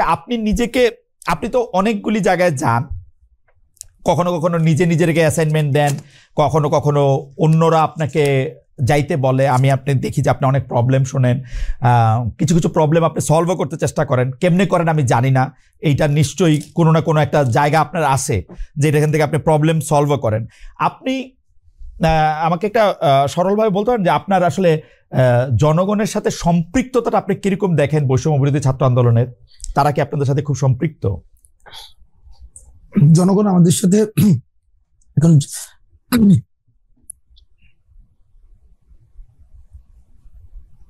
দেখেন, একটা দীর্ঘ সময় একটা জনগণের যেটা হয়েছে, যেটা বিভাজনের রাজনীতির মধ্য দিয়ে তারা গড়ে উঠেছে, এবং সেক্ষেত্রে তাদের আশা আকাঙ্ক্ষার প্রতিফলন হইতে দেখে নাই। এবং হাসিনার যে পতন এবং নতুন রাজনৈতিক একটা বন্দোবস্ত, নতুন রাষ্ট্র কাঠামো, এই বিষয়গুলোর সাথে মানুষ আমাদের সাথে অ্যাটাচ করে, এটা আমরা দেখি। সবাই অ্যাটাচ করে বিষয়টা এমন না, আমি বলবো না যে শতভাগ মানুষ আমাদের সাথে অ্যাটাচ করেছে, বিষয়টা এমন না। কিন্তু তারা যে কথাগুলো বলতে চায়, তারা যেই ধরনের কর্মসূচি দেখতে চায়, তারা যেই ধরনের বাংলাদেশ দেখতে চায়, সেটি আমরা যখন এই ধরনের বাংলাদেশের কথা বলি, একটা উল্লেখযোগ্য সংখ্যক জনগণ আমাদের সাথে অ্যাটাচমেন্ট ফিল করে, এখনো পর্যন্ত ফিল করে। এবং আজকে যে আমরা কর্মসূচি দিয়েছি, আপনি দেখেছেন একবার এই কর্মসূচি হবে কি হবে না, এই দুদুল্যমান অবস্থায় কিন্তু বাংলাদেশের বিভিন্ন জায়গা থেকে, প্রান্তিক জনপদ থেকে, বিভিন্ন জায়গা থেকে মানুষ উঠে এসেছে। এখনো পর্যন্ত নতুন একটি রাজনীতিক, আপনি একটা মানে আরবান মিডল ক্লাসে একটা রাজনীতিক, আমরা এই যে প্রজন্মটা আই হেট পলিটিক্স প্রজন্মের মধ্য দিয়ে হয়েছে, আমরা মনে করেছিলাম এই প্রজন্ম রাজনীতি বিমুখ হয়েছে, দেশ কিভাবে গেল, এই দিকে তাদের কোনো মনোযোগ নেই। এই প্রজন্মটা আমাদেরকে নিয়ে আশা দেখছে, এই প্রজন্ম আমাদেরকে নিয়ে আমাদের ছোটখাটো ভুলগুলো তারা আশাহত হয়, আমাদেরকে নিয়ে ক্রিটিক করে, কারণ আমাদেরকে নিয়ে তারা অনেক বেশি স্বপ্ন দেখে। আমার মনে হয় খুব চমৎকার বলেছেন জনাব আব্দুল্লাহ। অনেক প্রশ্ন রয়েছে। তাহলে আপনি বলতেছেন যে জনগণ আপনার সাথে অ্যাটাচ বোধ করে, শতভাগ না হলে উল্লেখযোগ্য সংখ্যক করে। আপনাদের একটা আইডিয়া আছে যে এই উল্লেখযোগ্য সংখ্যক মানে একটা চিন্তা যে এটা আসলে কত ভাগ, এটাকে আপনার একটা কোনো মাঠ পর্যায়ে কোনো গবেষণা? আমরা যেহেতু এখনো কোয়ান্টিটেটিভ জরিপ চালাই নাই, কোনো ভোটাভুটি বা এই ধরনের হয় নাই, সুতরাং এটা কত পার্সেন্ট এই কোয়ান্টিটেটিভ অ্যাসেসমেন্টে আমি যাইতে পারবো না। কিন্তু আপনি তো দেখেন যে গেলে লোকজন সাড়া দেয় বা লোকজন আপনাদের কাছে আসতেছে, সেটা তো আপনারা দেখেন, তাই তো? হ্যাঁ, সেটা আমরা দেখি। মানুষের আকাঙ্ক্ষা। আমার এই প্রশ্নটার মধ্যে আসলে কতগুলি ভাগ রয়েছে। যদি এইটা দেখেন আপনারা, এবং এইটা তো কেউ কোনোদিন অস্বীকার করবে না, আমরা জার্মানিতে ছিলাম, পুরো জুলাই মাসটা আমরা দেখেছি যে আপনাদের ডাকে আপনারা প্রথমে কোটা আন্দোলন করতেছিলেন, তারপরে যখন এটা একদফা আন্দোলনের মধ্যে গেল, নতুন রাজনৈতিক বন্দোবস্তের কথা আপনারা বললেন, সেইটা 3 তারিখে আপনারা বললো, তার আগেও এক দফার আপনাদের পেছনেই, মানে আমি যেটা বলি যে আপনারা এটার উপকার পুরো বাংলাদেশ এসে আপনাদের পিছনে দাঁড়িয়েছিল এবং সবাই আসলে বলাবলি করতেছিল। প্রফেসর ইউনূস পর্যন্ত বলেছেন এই ছাত্ররাই আমাকে নিয়ে এসছে এবং তারাই আমাদেরকে আসলে ক্ষমতায় বসিয়েছে, মানে একদম স্পেসিফিকলি বসেছেন। যদি ওই ব্যাপারটা ঠিক হয়, বা ঠিক তো বটেই, মানে ওই ব্যাপারটা ঠিক হয়, আমি যদি দিয়ে বলতে চাই না, ওই ব্যাপারটা তো ঠিক বটেই, সময়টা যেহেতু পেরিয়েছে, তাহলে আপনার কাছে কি মনে হয় না যে বাংলাদেশের বেশিরভাগ মানুষ আপনাদেরকে আসলে সমর্থন করেন, আপনাদেরকে চান যে তারা নতুন রাজনৈতিক আলোতে দেখতে? আমরা তো এটা বিশ্বাস করি। বাংলাদেশের এই জন্য তো বলছি উল্লেখযোগ্য সংখ্যক মানুষ এখনো পর্যন্ত চায়, যা অতীতের কনভেনশনাল পলিটিক্সে তারা আশাহত হয়েছে বিভিন্ন সময়, বিভিন্ন স্তরে স্তরে। তো তাদের যে আশা আকাঙ্ক্ষা গুলো গড়ে উঠছে, যতদিন পর্যন্ত আমরা তবে এটা ঠিক, যতদিন পর্যন্ত আমরা তাদের আশা আকাঙ্ক্ষার কথা বলতে পারবো, মানুষের আপনারা তো তাদের আশা আকাঙ্ক্ষার কথা বলতেছেনই, সেই জন্য হচ্ছে আপনাদের কাছে এই অভিযোগগুলো আসছে, তাই তো? জি, সেই জন্যই। তাইলে এই মুহূর্তে আপনারা কি মনে করেন না যে এই মুহূর্তে যদি একটা নির্বাচন হয়, আপনারা যেহেতু রাজনৈতিক দল গঠন করতে যাচ্ছেন, আপনাদেরকেই জনগণ চাইবে বেশি করে? আপনি কোন একদম ধাক্কাইতে নিয়ে যাচ্ছেন। ওকে, না দেখেন, আচ্ছা আপনি যদি আমি আপনাকে বলি জানাব আব্দুল্লাহ, আপনি যদি কোনো প্রশ্নের উত্তর দিতে না চান বা ইয়েতে না করেন, তাহলে মানে আমার অসুবিধা নাই। আপনি রাজনীতিবিদ, আপনি বাংলাদেশের মন্ত্রী হবেন, প্রধানমন্ত্রী হবেন, রাষ্ট্রপতি হবেন, আমি কিন্তু সাংবাদিকই থেকে যাব। সো আমার কাজ, মানে অনেকে এটা মনে করেন যে অমুকের সাথে আমি এমনি কথা কইলাম, অমুকের সাথে কেমনে কথা কইলাম, ব্যাপারটা এরকম না। হুএভার যে আপনার সিটে থাকবে, আমি তাকে এইভাবেই প্রশ্ন করতে চাইবো। তো আপনার যদি মনে হয় যে প্রশ্ন আপনি দিবেন না, তাহলে আপনার মনে হয় না যে আপনি এখন নির্বাচন করলে বেশিরভাগ মানুষ আপনাদেরকে চাইবে, গণতান্ত্রিকভাবেই আপনারা আসলে দেশ চালাবেন? দেখেন, নির্বাচন, দেখেন আমি এই প্রশ্নের মানে একদম যে কনক্লুসিভ কোন উত্তর দিচ্ছি না, বাট আমার যেটা ধারণা, আপনি বলেছেন যে রাজনীতিবিদ, আমরা হচ্ছে এই জায়গায় মানে একটা হচ্ছে অভ্যুত্থান কেন্দ্রিক একটা রাজনীতি বা অভ্যুত্থান কেন্দ্রিক একটা বিষয়, আর একটা হচ্ছে যে পরবর্তীতে ভোট কেন্দ্রিক যে পলিটিক্স, এই দুইটা ডাইমেনশনের পার্থক্য রয়েছে। আমাদের সাংগঠনিক স্ট্রাকচার রয়েছে, একটা সাংগঠনিক এক ধরনের ইভেন্ট রয়েছে। তো সেই জায়গাতে কিন্তু আমরা এখনো পর্যন্ত কি আপনাকে বুঝতে হবে আমরা কোনো রাজনৈতিক দল কিনা। রাজনৈতিক দল হলে সেটা সাংগঠনিক স্ট্রাকচার থাকবে, সাংগঠনিক ম্যানিফেস্টো থাকবে, সেটা ভিশন থাকবে, অ্যাসপাইরেশন থাকবে, মানুষ সেটাকে অ্যাটাচ করতে হবে। তখন হচ্ছে এই যে নির্বাচনে আমরা আসবো কি আসবো না, সেই আলাপটা আসবে। এর আগ পর্যন্ত ওই আলাপ যে আসবো কি আসবো না, সেই আলাপটাকে আমি মনে করছি না সেটা প্রাসঙ্গিক। জনাব আব্দুল্লাহ, তাহলে কি ব্যাপারটা এরকম, যেহেতু আপনাদের এখনো একটা সেই অর্থে একটা স্ট্রাকচার সারা বাংলাদেশে নাই, এবং আপনারা বলতেছেন যে অভ্যুত্থান একরকম জিনিস, ভোট আর একরকম জিনিস, তো আপনারা কি আসলে এই সরকারের স্পেনটা দীর্ঘায়িত করতে চান নিজেদের দল বোঝানোর জন্য?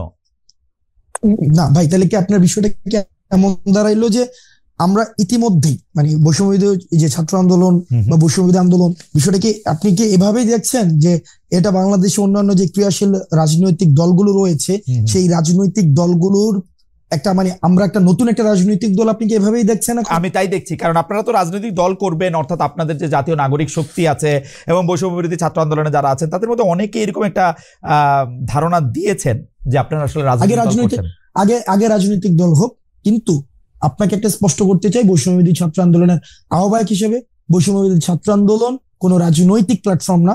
এটা হচ্ছে সকল দলের সবাই ফেসিবাদ বিরোধী প্রত্যেকটা রাজনৈতিক দল, প্রত্যেকটা মত, প্রত্যেকটা পথের মানুষ এই প্ল্যাটফর্মটিকে সামনে রেখে এই ফেসিবাদের বিপক্ষে লড়ে গিয়েছে। এটা কোন রাজনৈতিক দল না। ওকে, তো কে ফেসিবাদ বিরোধী সেই পরীক্ষা বা সেই সার্টিফিকেট আপনারাই তো দিবেন, তাই তো? ও ফেসিবাদ বিরোধী ভাই 5ই অগাস্টের পূর্ববর্তী সময়ের যে পুরো আন্দোলনে, সেটা তো আমি সার্টিফিকেট দেবো, সেটা তো খালেদ মহিউদ্দিন ভাই পুরো সময়টা হচ্ছে রেকর্ড করেছে, হিস্ট্রিক্যাল ডকুমেন্টেশন আছে।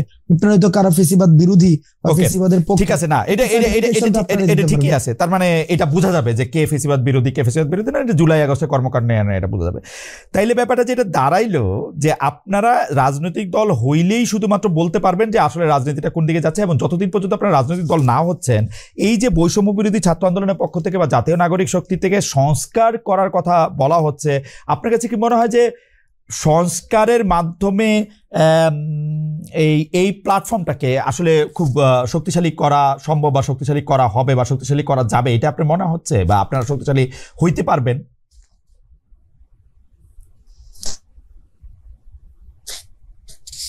জানাব হাসনাত, এই প্ল্যাটফর্মকে আরো প্ল্যাটফর্মটা অলরেডি শক্তিশালী, কারণ এই প্ল্যাটফর্মটা হচ্ছে, আমাকে শুনতে পাচ্ছেন? স্পষ্ট, হ্যাঁ। Am I properly audible? স্পষ্ট, হ্যাঁ, বলেন। ওকে, ফাইন। এই প্ল্যাটফর্মকে আর শক্তিশালী করার কিছুই নেই, কারণ এই প্ল্যাটফর্ম অলরেডি শক্তিশালী। এই প্ল্যাটফর্ম শক্তিশালী হয়েছে বলেই হচ্ছে আমরা একটা, আপনার ভাষায়, যারা হচ্ছে সংবিধান হত্যা করেছে, যারা হচ্ছে যার ফাঁসি হওয়া উচিত এই হত্যার জন্য, আমরা তাদেরকে পতন করতে পেরেছি।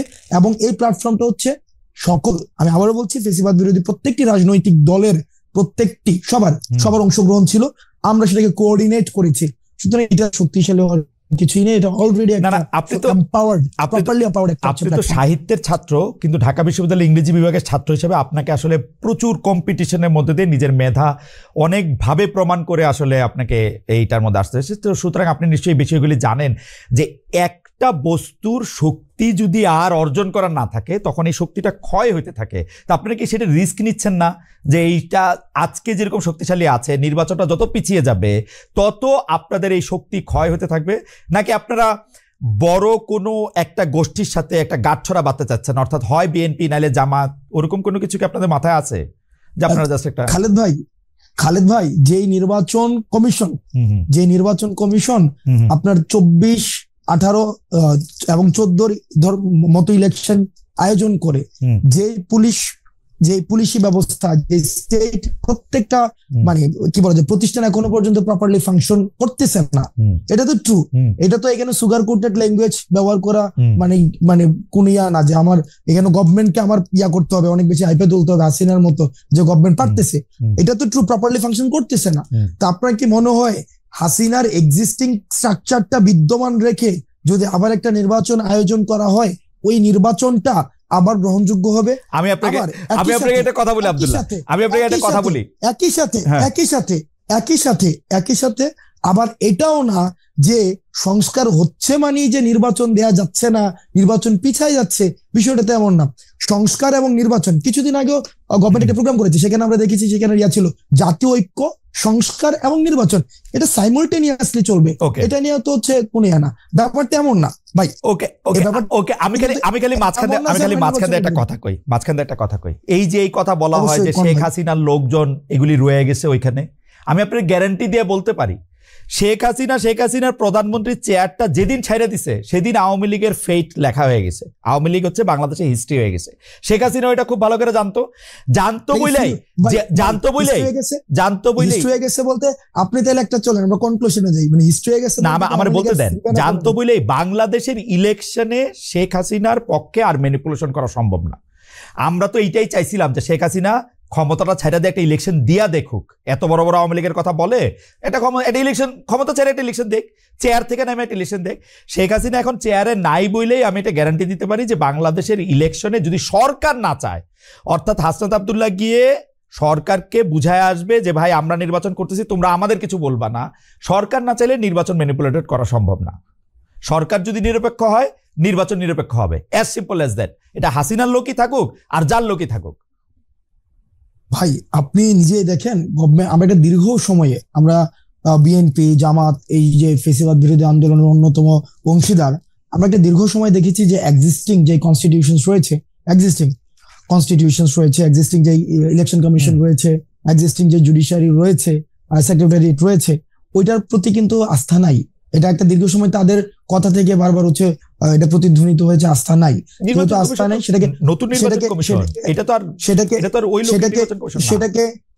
সেটাকে গ্রহণযোগ্য, যেটাকে এটা গ্রহণযোগ্য। দেখেন ডক্টর মোহাম্মদ ইউনূস যখন জাতীয় একটা ঐক্যমত্য তৈরি হবে, নিশ্চয় বিষয়টা এমন না যে আমরা নির্বাচন ঠেকাই রাখতেছি, মানে এমন একটা ন্যারেটিভ তৈরি হইতেছে যে সবাই নির্বাচন দিয়ে দিতে যাচ্ছে, আমরা নির্বাচন ঠেকাই দিতেছি, বিষয়টা তো এমন না। যখন একটা সংস্কার হবে, একটা নির্বাচন গ্রহণযোগ্য করার মতো একটা সংস্কার হবে, এক্ষেত্রে তো ডক্টর এখানে মির্জা ফখরুল সাহেবকে আমরা বলতে শুনেছি যে একটা প্রয়োজনীয় যখন সংস্কার হবে, একদম শুরুর দিকে বলছে সরকার যৌক্তিক সময় দেওয়া উচিত, একটা প্রয়োজনীয় সংস্কার হোক, সংস্কার হওয়ার পরে এই সংস্কারগুলিকে এটাই নির্বাচনকে ত্বরান্বিত করবে। তো সংস্কার এবং নির্বাচনকে আমরা তো মানে কোন সংস্কারগুলি মনে করেন, কোন সংস্কারগুলি, এইটা নিয়ে আলাদা আসলে কথা কইতে হবে। আমরা অনুষ্ঠানের সময় একটু বেশি নিতে চাই আজকে। কোন সংস্কারগুলি আসলে মানে এই মুহূর্তে দরকার বলে আপনি মনে করেন? আমি কিন্তু আমার মতামত আমি বলি, আমার মত হচ্ছে আপনারা একটা পলিটিক্যাল পার্টি করেন, পলিটিক্যাল পার্টি করে আপনারা যেহেতু জনপ্রিয়, আপনারা ইলেকশনে আসেন, এই মুহূর্তে ইলেকশন আসুক, আপনারা আরো 50 বছর ক্ষমতায় থাকেন, জনগণের ম্যান্ডেট নেই, এটা হচ্ছে আমার পজিশন। আমার কাছে মনে হয় যে জনগণ যদি আপনাদেরকে নির্বাচিত করে, আপনারা 50 বছর, আরো 20 বছর, 30 বছর, 40 বছর ক্ষমতা থাকেন, আরাম করে সংস্কার করেন, সেইটা হলো আমার পজিশন। ভাই আপনার কি মনে হয় যে আপনার কি তাহলে ব্যাপারটা দাঁড়াইতেছে যে আপনার কথায় যে আমরা ক্ষমতায় আছি নাকি? এটা আমার মনে হচ্ছে। আমরা ক্ষমতায় থাকলে তো ভাই হচ্ছে, আমরা ক্ষমতায় থাকলে তো রাস্তায় কিছুদিন পর আন্দোলন করতে হইতো না, মানে আমরা ক্ষমতায় তো ব্যাপারটা এমন, এখানে সার্বজনীন একটা সরকার আছে, ট্রানজিশনাল হচ্ছে রেসপন্সিবিলিটি পালন করতেছে এই সরকার। তো আপনি তো মনে করেন আমরা বলতে কাদেরকে বুঝাইতেছেন? ছাত্র বৈষম্য বিরোধী ছাত্র আন্দোলন। এই সরকার সবার এই গণঅভ্যুত্থানে যারা আসছিল সবার ঐক্যমত্যের ভিত্তিতে সরকার হয়েছে এবং তারা ট্রানজিশনাল রেসপন্সিবিলিটি পালন করছে।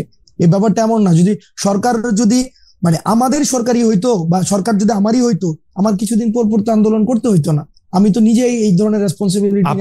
আপনি কিছুদিন পর পর আন্দোলন করতেছেন, সেইটা দেখা তো আসলে অনেকে মনে করতেছে যে সরকারের সাথে আপনাদের একটা দূরত্ব আছে, কারণ আপনারা 31শে ডিসেম্বর একটা ঘোষণা দিতে চাইলেন, সরকার করলো যেটার সঙ্গে সে নাই, বুঝা যাচ্ছে এটা দূরত্ব আছে। আবার আপনারা যে সরকারের বাইরে থাইকাও সরকারের মতো, আচ্ছা একটু মাঝখান থেকে বলে নিই, চ্যানেল 24 এর জন্য আমি একটু সাইন আউট করতেছি। চ্যানেল 24 আমাদের টপ অফ দ্য নিউজের মধ্যে থেকে তারা চলে যাবে। Thank you so much channel 24 এর দর্শক। তো আলাদা মনে হতেছে, কিন্তু ফ্যাক্ট রিমেন্স যে আপনি সরকারের বাইরে থাকলে আপনি আসলে বিরোধী দল, এরকমও কি আমরা বলতে পারি? নাকি আপনি সরকারের একটা এক্সটেন্ডেড হ্যান্ড, যার ক্ষমতা আসলে যারা সরকারে থাকতেছে তাদের চেয়েও বেশি? মানে ব্যাপারটা কি এরকম যে সব সমস্যার সমাধান দিতে পারে হাসনাত আর সার্জিস? ব্যাপারটা কি এরকম? আমরা একটা ওয়াচডগ হিসেবে কাজ করতেছি। গভর্নমেন্টের এক্সটেন্ডেড কোনো হ্যান্ড হয় না। গভর্নমেন্টের এক্সটেন্ডেড হ্যান্ড আগে ছিল, ছাত্রলীগ ছিল। গভর্নমেন্টের এরকম না। আমরা গভর্নমেন্টের এক্সটেন্ডেড হ্যান্ড যদি হইতো, গভর্নমেন্টের এক্সটেন্ডেড যদি হ্যান্ড হইতো, বিভিন্ন জায়গায় মিসঅ্যাপ্রোপ্রিয়েশন হইতো। আমরা তো মিসঅ্যাপ্রোপ্রিয়েশন না, আপনারা কোনো মিসঅ্যাপ্রোপ্রিয়েশন করতেছেন, আমরা যেটা করতে দিতেছেন না। আমরা চাইতেছি মানুষ যেটা কইতে চাইতেছে, মানুষ যেটা চাইতেছে, মানুষ যেমন বাংলাদেশ চাইতেছে, আমরা আমাদের জায়গা থেকে ওয়াচডগ হিসেবে একটা গভর্নমেন্টকে, গভর্নমেন্ট যেন প্রপার ফাংশন করতে পারে, গভর্নমেন্ট যেন আমাদের ডিরেল না হইতে পারে, গভর্নমেন্ট যেন সংস্কার করে একদম বছরের পর বছর মানে একটা ওই যে হাসিনা যেটা করছে থাইকা না যেতে পারে। গভর্নমেন্ট যেন আবার মানে ব্যাপারটা এমন না যে এই যে আওয়ামী ফেসিবাদ, এটা তো এমন না যে এটা যে কেউ হচ্ছে ফেসিবাদ হইতে পারে। ওকে, এটা যেন আর কেউ না হইতে পারে, মানুষের আশা আকাঙ্ক্ষা। আচ্ছা, আপনি মানে এই কাজটা খুবই আপনি চমৎকার বলছেন জনাব আব্দুল্লাহ। এইটা আপনি বলেন তো, এই যে বৈষম্য বিরোধী ছাত্র আন্দোলন, জাতীয় নাগরিক কমিটি নামে আপনার দুইটা সংগঠনে কিন্তু সক্রিয়, দুইটারই অফিস আছে। এর বাইরে আমরা শুনছি যে আপনারা নতুন রাজনৈতিক দল করতে যাচ্ছেন। আপনি আবার একটু পরে গিয়ে বলবেন যে অ্যাজাম্পশন, ফ্যাক্ট এগুলি আমাদের শিখাবেন, আমি শিখবো এগুলি, অসুবিধা নাই। কিন্তু এই যে জেলা বিভাগে মত বিনিময়, আপনার কাছ থেকে আমরা শিখছি। আচ্ছা, জেলা বিভাগে মত বিনিময়, ওকে ফাইন। জেলা বিভাগে মত বিনিময়, মিছিল, সভা, মার্চ, নানা কিছু আয়োজন করতেছেন আপনারা। খুব জনপ্রিয় প্রশ্ন এটা, এগুলির ব্যয় আসলে কিভাবে আপনারা নির্বাহ করতেছেন? আপনাদের আর্থিক যোগান কিভাবে হইতেছে? হ্যাঁ, প্রশ্ন আসতেছে এরকম যে রাষ্ট্রীয় গোয়েন্দা সংস্থা একটা রাজনৈতিক দল গঠনের চেষ্টা চালাচ্ছে। ভাই আটকে গেছে, একটু পিছন থেকে বলতে হবে। না, সহজ। আপনাদের দুইটা জিনিস, একটা বৈষম্য বিরোধী ছাত্র আন্দোলন, একটা জাতীয় নাগরিক কমিটি। হ্যাঁ, এই দুইটাই আপনারা সক্রিয়, দুইটারই অফিস আছে, কিন্তু আপনারা জেলা বিভাগ এদিকে যাইতেছেন, বিভিন্ন ধরনের সভা করতেছেন, এগুলির টাকা আসতেছে কোত্থেকে? মানে এই প্রশ্নে কেউ কেউ কইতেছে যে আপনাদেরকে ডিজিএফআই, এনএসআই, সরকার এরকম টাকা দিচ্ছে, আপনাদের দিয়ে একটা দর করতেছে। বলেন এবার। আচ্ছা খালেদ ভাই, আমি একটা কথা বলি। যেমন আমি ব্যক্তিগতভাবে লাস্ট 15 দিন ধরে একটা প্রাডু চড়তেছি। প্রাডু গাড়িটার দাম হচ্ছে 1,80,00,000 টাকা। প্রাডু চড়তেছি, হয়তো আগামী সপ্তাহ থেকে ওডি চড়বো। ওডি যেমন আমার অ্যাকোয়েন্টেন্স এর মধ্যে প্রাডু আছে, ওডি আছে, তারপর হচ্ছে বিএমডব্লিউ আছে, তারপর হচ্ছে মার্সিডিজ আছে, করোলা এক্স থেকে শুরু করে আলফ্রাডো পর্যন্ত আছে, রাইট? এখন আপনার কি মনে হয় না যে হাসনাত আব্দুল্লাহ একটা আন্দোলন করেছে? যেমন খালেদ ভাই, আপনার গাড়িটা কি, মানে আপনি কি মডেলের গাড়ি এখন ব্যবহার করেন? এখন নিউ ইয়র্কে গাড়ি নাই। মানে নিউ ইয়র্কে গাড়ি নাই, মানে গাড়ি তো ছিল। কি গাড়ি আছে আপনার? আমার জার্মানিতে ভক্সওয়াগন ছিল, ওরা ফক্সওয়াগন। আচ্ছা, ভক্সওয়াগন বা ফক্সওয়াগন হোয়াটএভার। আপনার কি মনে হয় না বাংলাদেশে এরকম হাসনাত আব্দুল্লাহ অন্তত 100টা খালেদ ভাই আছে যে তাকে গাড়ি দিতে পারে? হ্যাঁ, না, এগুলি নিয়ে কিন্তু আমার কোনো আপত্তি নাই, কিন্তু আসতেছি ভাই। ঠিক একইভাবে এই 100টা খালেদ মহিউদ্দিন ভাই বাংলাদেশে এরকম ফক্সওয়াগনের মালিক যেমন আছে, তারাই চায়, এই শুভাকাঙ্ক্ষীরাই চায় যে তাদের একটা প্রোগ্রাম হবে। ভাই আমরা একটা প্রোগ্রাম আয়োজন করতেছি, আপনারা আসেন, সেখানে মানুষের সাথে আপনারা কথা বলেন। মানুষের আপনাদের প্রতি অনেক ধরনের হচ্ছে নেতিবাচক ধারণা রয়েছে, তাদের অনেক জিজ্ঞাসা রয়েছে, তারা অনেক কিছু জানতে চায়, অনেক কিছু বলতে চায়। আমরা সেই জিনিসটা তাদের আয়োজনে গিয়েছি। 100 খালেদ মহিউদ্দিন সেই কাজগুলা করে।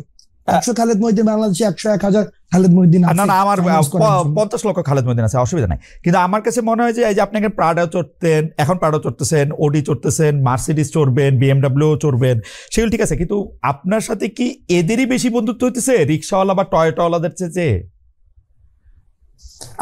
আমার রিক্সাওয়ালাদের সাথে সম্পর্ক আছে, আমার মানে প্রাডো, ওডি, মার্সিডিজ, বিএমডাব্লিউ যাদের আছে তারা কি হাসনাত আব্দুল্লাহর কাছে বেশি কাছে যেতে পারতেছে যে আমার কথাটা আপনি বেশি শোনেন?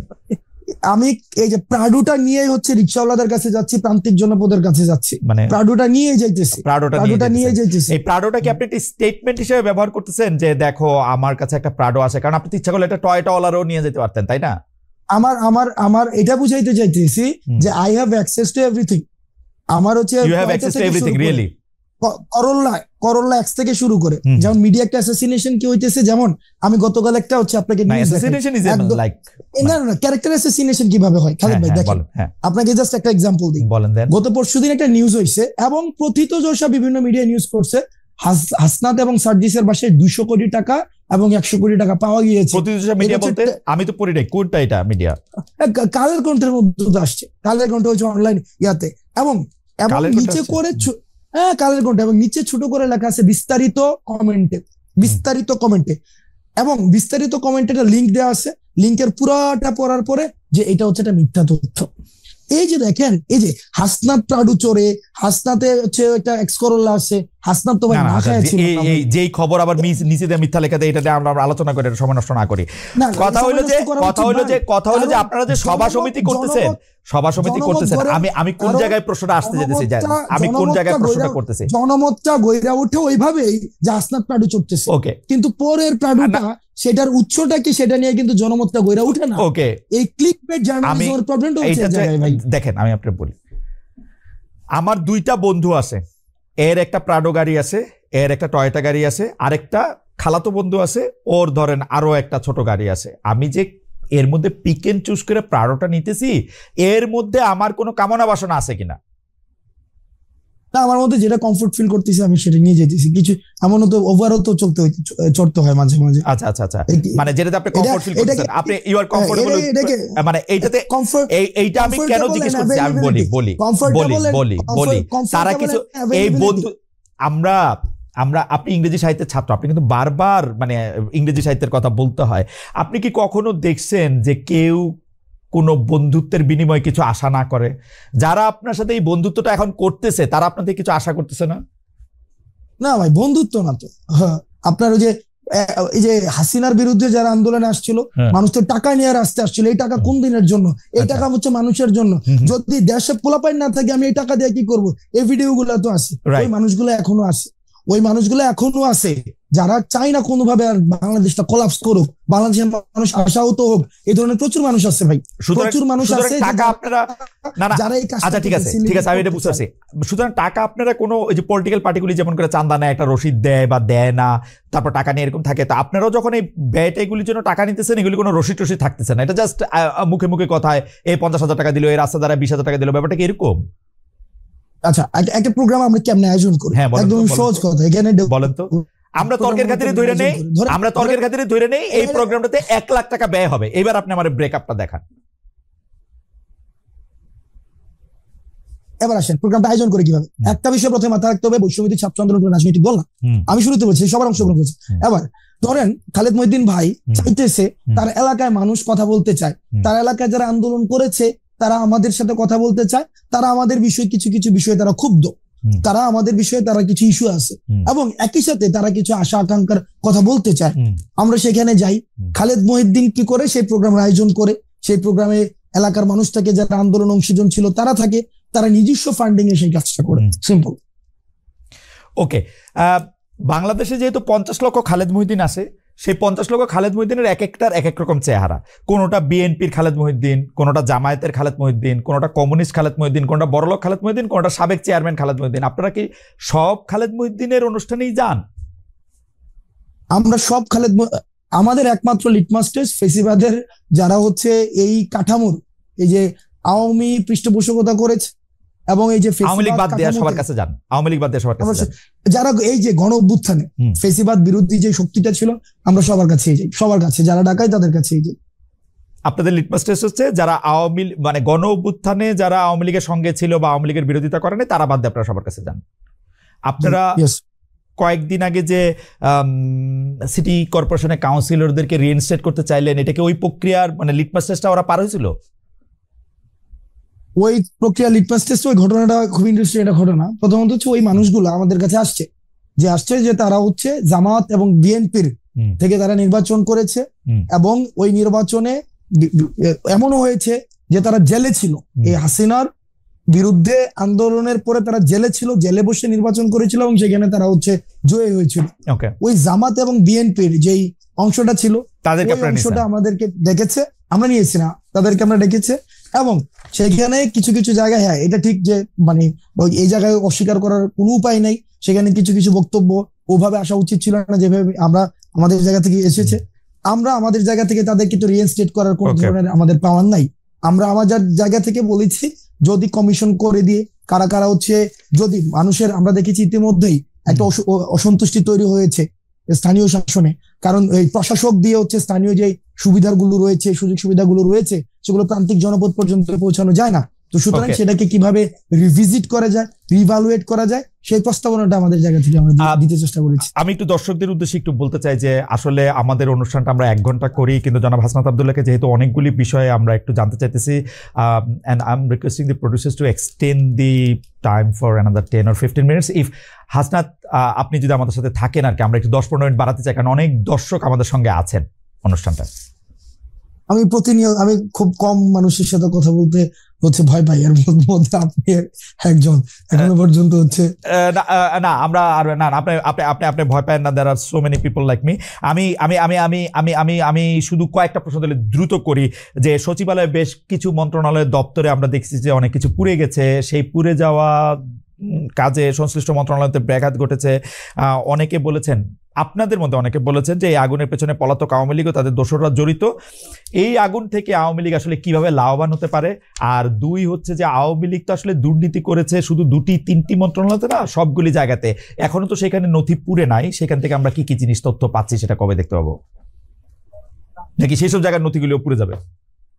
আজকে খুব সম্ভবত একটা, আমি আপনার টক শোতে আসার আগে আমি একটা নিউজ দেখেছি, জাস্ট হেডলাইন দেখেছি, এটা মনে হয় ইনভেস্টিগেশনের রিপোর্ট দিয়েছে, আর এই বিষয়ে আমাকে আরো জানতে হবে, না জেনে কোনো মন্তব্য করা সমীচীন হবে না। ঠিক আছে। ফেনীতে কুমিল্লায় বন্যার সময় ত্রাণ বিতরণের উদ্যোগে হাজার হাজার মানুষ সামিল হয়েছিল। এই সময় আপনারা ত্রাণের টাকা নিয়ে অনেক কথা হচ্ছিল, এগুলির অনেক রকম জবাব দিয়েছেন, কিন্তু আমরা কিন্তু দেখেছি যে শীতের সময় কম্বল দিতে এই সরকারের একজন উপদেষ্টা হেলিকপ্টারে চড়েছেন, তাতে কত টাকা ব্যয় হয়েছে সেটি নিয়ে অনেক কথা হয়েছে। এই বিষয়গুলো আসলে আপনারা নিজেদের মধ্যে কি আলোচনা করেন যে মানে এটি আসলে কিভাবে, কি ব্যাখ্যাটা কি আসলে, কেন হেলিকপ্টারে করে যেতে হবে, মানে উনি গিয়া কম্বল দিলে কি হবে, না দিলে কি হবে, মানে বিষয়টা কি আসলে? আচ্ছা, দুইটা প্রসঙ্গ এসেছে। প্রথম প্রসঙ্গ হচ্ছে ত্রাণের বিষয়টা আমরা স্পষ্ট করেছি আমাদের জায়গা থেকে, এবং আপনি ত্রাণের যে রিপোর্টটা আপনার কাছে যদি না থাকে আমি সেটা পাঠিয়ে দেবো, যেটা অডিট ফার্ম থেকে সেটা করা হয়েছে, অডিট ফার্ম দিয়ে সেটাকে কি বলে সেটাকে ওই যে অডিট করানো হয়েছে। সেখানে কিন্তু প্রথম পেজে হচ্ছে আমাদের ভুলগুলো লেখা হয়েছে, সেখানে খুব সম্ভবত 12 লক্ষ বা 13 লক্ষ টাকার, আমি যদি ভুল না করে থাকি, বলা হয়েছে এটা রিসিপ্ট নাই, মানে এই টাকাটা যে খরচ হয়েছে এটা রিসিপ্ট পাওয়া যায়নি। আর বাকি যে পুরো টাকা ছিল সেটা প্রত্যেকটা খাতোয়ারি রিসিপ্টের সাথে খরচ হয়েছে, এবং বাকি যে টাকাটা ছিল আমি মানে এক্সাক্ট আমার ফিগার গুলো মনে নেই, সেটা কিন্তু হচ্ছে আমরা হচ্ছে গভর্নমেন্ট তহবিলে হচ্ছে আমরা হস্তান্তর করেছি। এবার দেখেন, যদি এখান থেকে অর্থ তছরূপ হতোই তাহলে প্রথম পেজে লেখা হইতো না যে এখানে 12 লক্ষ টাকা রিসিপ্ট নাই। তো সেই জায়গাতে অর্থাৎ রিসিপ্ট ছাড়া 12 লক্ষ টাকা খরচ হয়েছে, এবং প্রত্যেকটা টাকার হিসাব আমরা হচ্ছে জনগণের কাছে দিয়েছি। আমরা মুভ ফরওয়ার্ড করি যে এই যে ধরেন হেলিকপ্টারে করে কম্বল দেওয়া, এই হেলিকপ্টার যে প্রসঙ্গ, এক্ষেত্রে দুইটা বিষয় আসতে পারে। সে যে একদিনে যতগুলো উপজেলা ছিল, উত্তর যে নীলফামারী, তারপর হচ্ছে পঞ্চগড়, আরো অনেকগুলো উপজেলা ছিল, মানে অনেকগুলো জেলার উপজেলা ছিল, সেখানে ভিজিট করেছে। দুইটা প্রশ্ন, হেলিকপ্টার দিয়ে হয়তো আসিফ এক্ষেত্রে কি বলবেন সেটা আসিফ বক্তব্য হয়তো দিয়েছেন, কিন্তু আমি আমার জায়গা থেকে যেটা বলতে চাই, প্রচুর পরিমাণ যেহেতু গণ অভ্যুত্থান পরবর্তী আমরা যেটা বলতে চাই, আসলে মানুষের দুইটা বিষয় আছে। এক হচ্ছে তাদের আমাদের প্রতি যে পরিমাণ প্রত্যাশা আছে, এই প্রত্যাশা এবং প্রাপ্তির মধ্যে একটা ব্যবধান, অথবা যে আশা পূরণ হয়েছে সেটা নিয়ে আসলে মানুষ কথা বলতে চায়। মানুষ ফিল করতে চায়, মানুষ কানেক্ট হইতে চায়, সেই জায়গায় হয়তো সে মানুষগুলোর কাছে ছুটে গিয়েছে। এবং আরেকটা বিষয় যে শুধুমাত্র কম্বল দেওয়ার জন্য সে উত্তরবঙ্গে গিয়েছে, এই বিষয়টি সত্য না, এটি অসত্য। কম্বল এটা হচ্ছে একটা উপলক্ষ্য ছিল, এটি ছাড়াও বিভিন্ন উন্নয়নমূলক কাজ এবং এই যে মানুষকে শুনতে যাওয়া, মানুষের কাছে যাওয়া, মানুষের কাছে পৌঁছানো। এই কম্বল কি হাসান আপনি কি খোঁজ নিয়েছেন যে এই কম্বল তো সরকারি ত্রাণ থেকে গিয়েছে, মানে সরকারি টাকা থেকে কম্বল দেওয়া হয়েছে, তাই তো? আসিফ তো মনে হয় নিজ উদ্যোগে দেয় নাই, বা নিজের ফান্ড থেকে দেওয়ার তো বিষয়, ওর নিজের ফান্ড আছে বলতে আমি জানি না। সরকারের উদ্যোগে তাহলে কি সরকার সেই হেলিকপ্টার যাত্রারও ব্যবস্থা করেছে বিভিন্ন জায়গায় যাওয়া? যে আমি যদি ভুল না করে থাকি, বা আপনি এই বিষয়ে আরো আমার থেকে আরো ভালো, সরকারি যাতায়াত, সরকারের টাকাই তো গেছে, মানে যদি মানে ওরা যারা সরকারি ব্যক্তিদের যাতায়াত তো সরকারি। আমি যদি ভুল না করে থাকি, এবং এই বিষয়ে আপনার কাছে কি ঠিক মনে হয় যে ধরেন আওয়ামী লীগের আমলে এগুলো আমরা খুব বেশি পরিমাণে দেখছি, বিএনপি জাতীয় পার্টির আমলেও দেখছি যে সরকারি টাকার ত্রাণ সরকারের কাছে পৌঁছাই দিলে ডিসি ওনারাও গিয়ে পৌঁছাই দিয়ে আসতে পারে, কিন্তু এই যে জনসংযোগ করা, জনগণের সামনে হাজির থাকা, জনগণের সামনে রেলেভেন্ট থাকার জন্য নিজেও যাওয়া হেলিকপ্টারে করে, এটা ঠিক লাগতেছে? মানে ইট ইজ ওকে? এবং আপনি নিজেই বললেন যে শুধু কম্বল দিতে তো যায় নাই, আরো 2-4টা জনসংযোগ করা, মানুষ আসিফের চিনা রাখুক, পরে পোস্টারে ছবি ব্যবহার হবে আপনার আসিফের, হাসনাতের, এগুলির জন্য তো একটা উদ্দেশ্য থাকে, তাই না? যে মানুষ যাতে চেহারাটা চিনে, মানুষকে ওখানে না গেলেও মানুষ চেহারা চিনে, ওই যে ওখানে গিয়া চেহারা পরিচিত করাইতে হইব, সেটা না। খালেদ মহিউদ্দিনকে পঞ্চগড় পরিচিত করাইতে হইব, কম্বল বিতরণ করা। খালেদ মহিউদ্দিন ওইটা না, খালেদ মহিউদ্দিনের এমনি মানুষ চিনে, আসিফের মানুষ এমনিও চিনে। তো দাঁড়াইলো যে আসলে জনসংযোগটা বা মানুষের কথা শোনার জন্য উনি গেছেন, কম্বল দেওয়াটা একমাত্র উদ্দেশ্য ছিল না, তাই তো? কম্বল দেওয়াটা একমাত্র অবশ্যই উদ্দেশ্য ছিল না, সেখানে বেশ অনেকগুলো হচ্ছে আমি মানে ফ্যাক্ট বেস বা এভিডেন্স বেস, কোয়ান্টিটেটিভ ইয়াটা বলতে পারছি না, কিন্তু অনেকগুলো উন্নয়নমূলক কাজের সেখানে উদ্বোধন করা হয়েছে। এবং এটা জনপ্রতিনিধি, তারা যেহেতু মানুষের প্রতিনিধিত্ব এখন করছে, তো সেই জায়গা থেকে মানুষ হচ্ছে মানুষের সাথে সংযোগ, এই জিনিসটাকে, এটাকে ক্রিটিক্যালি, খরচের বিষয়টাকে ক্রিটিক্যালি নেওয়া যায়, যে এটাকে আরো কিভাবে সফিস্টিকেটেড করা যেত, কস্ট ফ্রেন্ডলি করা যেত, সেটা নিয়ে আলোচনা হইতে পারে, সেটা নিয়ে অবশ্যই আলোচনা হইতে পারে। সে আলোচনাকে বন্ধ করে দিতে হবে, বিষয়টা এমন না, আলোচনা হইতে পারে। লাস্ট প্রশ্ন আপনার, মানে শেষ প্রশ্ন যেটা দিয়ে আপনি শুরু করতেছিলেন, সেটা আমার একটু জানতে চাই যে সময় টেলিভিশনের কথা যদি আমরা বলি, যে সময় টেলিভিশনে জুলাইয়ের আগে সময় টেলিভিশনে একটা স্পষ্ট এবং প্রত্যক্ষ অবস্থান ছিল, এবং শেখ হাসিনার রেজিমে যেরকম হয়েছে যে মিডিয়াগুলি বেশিরভাগ সময় এমন কিছু রিপোর্ট করছে, সেটা কোনো সময় মিডিয়া দাবি করছে সেটা চাপে করছে, কোনো সময় মিডিয়া এটা একটা রেজিমরে সাহায্য করার জন্য নিজ উদ্যোগেও করছে, মানে শুধু চাপের জন্য কইরা নিজেরা এখন ভিকটিম প্লে করবে ব্যাপারটা নাও হইতে পারে, মানে নিজেও করছে। আমার অভিজ্ঞতা এরকম বলে যে নিজেরা থেকে তারা বেশি ভালো হইতে গেছে শেখ হাসিনার কাছে, এরকম আমি দেখছি, নিজেরাও করছে। এখন সময় টিভির ক্ষেত্রে এটা দুইটা অভিযোগই করা যেতে পারে, কিন্তু 5 আগস্টের পরে জিনিসটা যেটা হইলো, জনাব হাসনাত আব্দুল্লাহর কাছে খবর আসলো, বা জনাব হাসনাত আব্দুল্লাহ ভিডিও এভিডেন্স দেখলেন এরকম, যে সময় টিভি এখনো এই জিনিসটা করে যেতেছে, ব্যাপারটা কি এরকম? আচ্ছা ভাই, আমি আমাকে প্র্যাকটিক্যাল অভিজ্ঞতা বলি।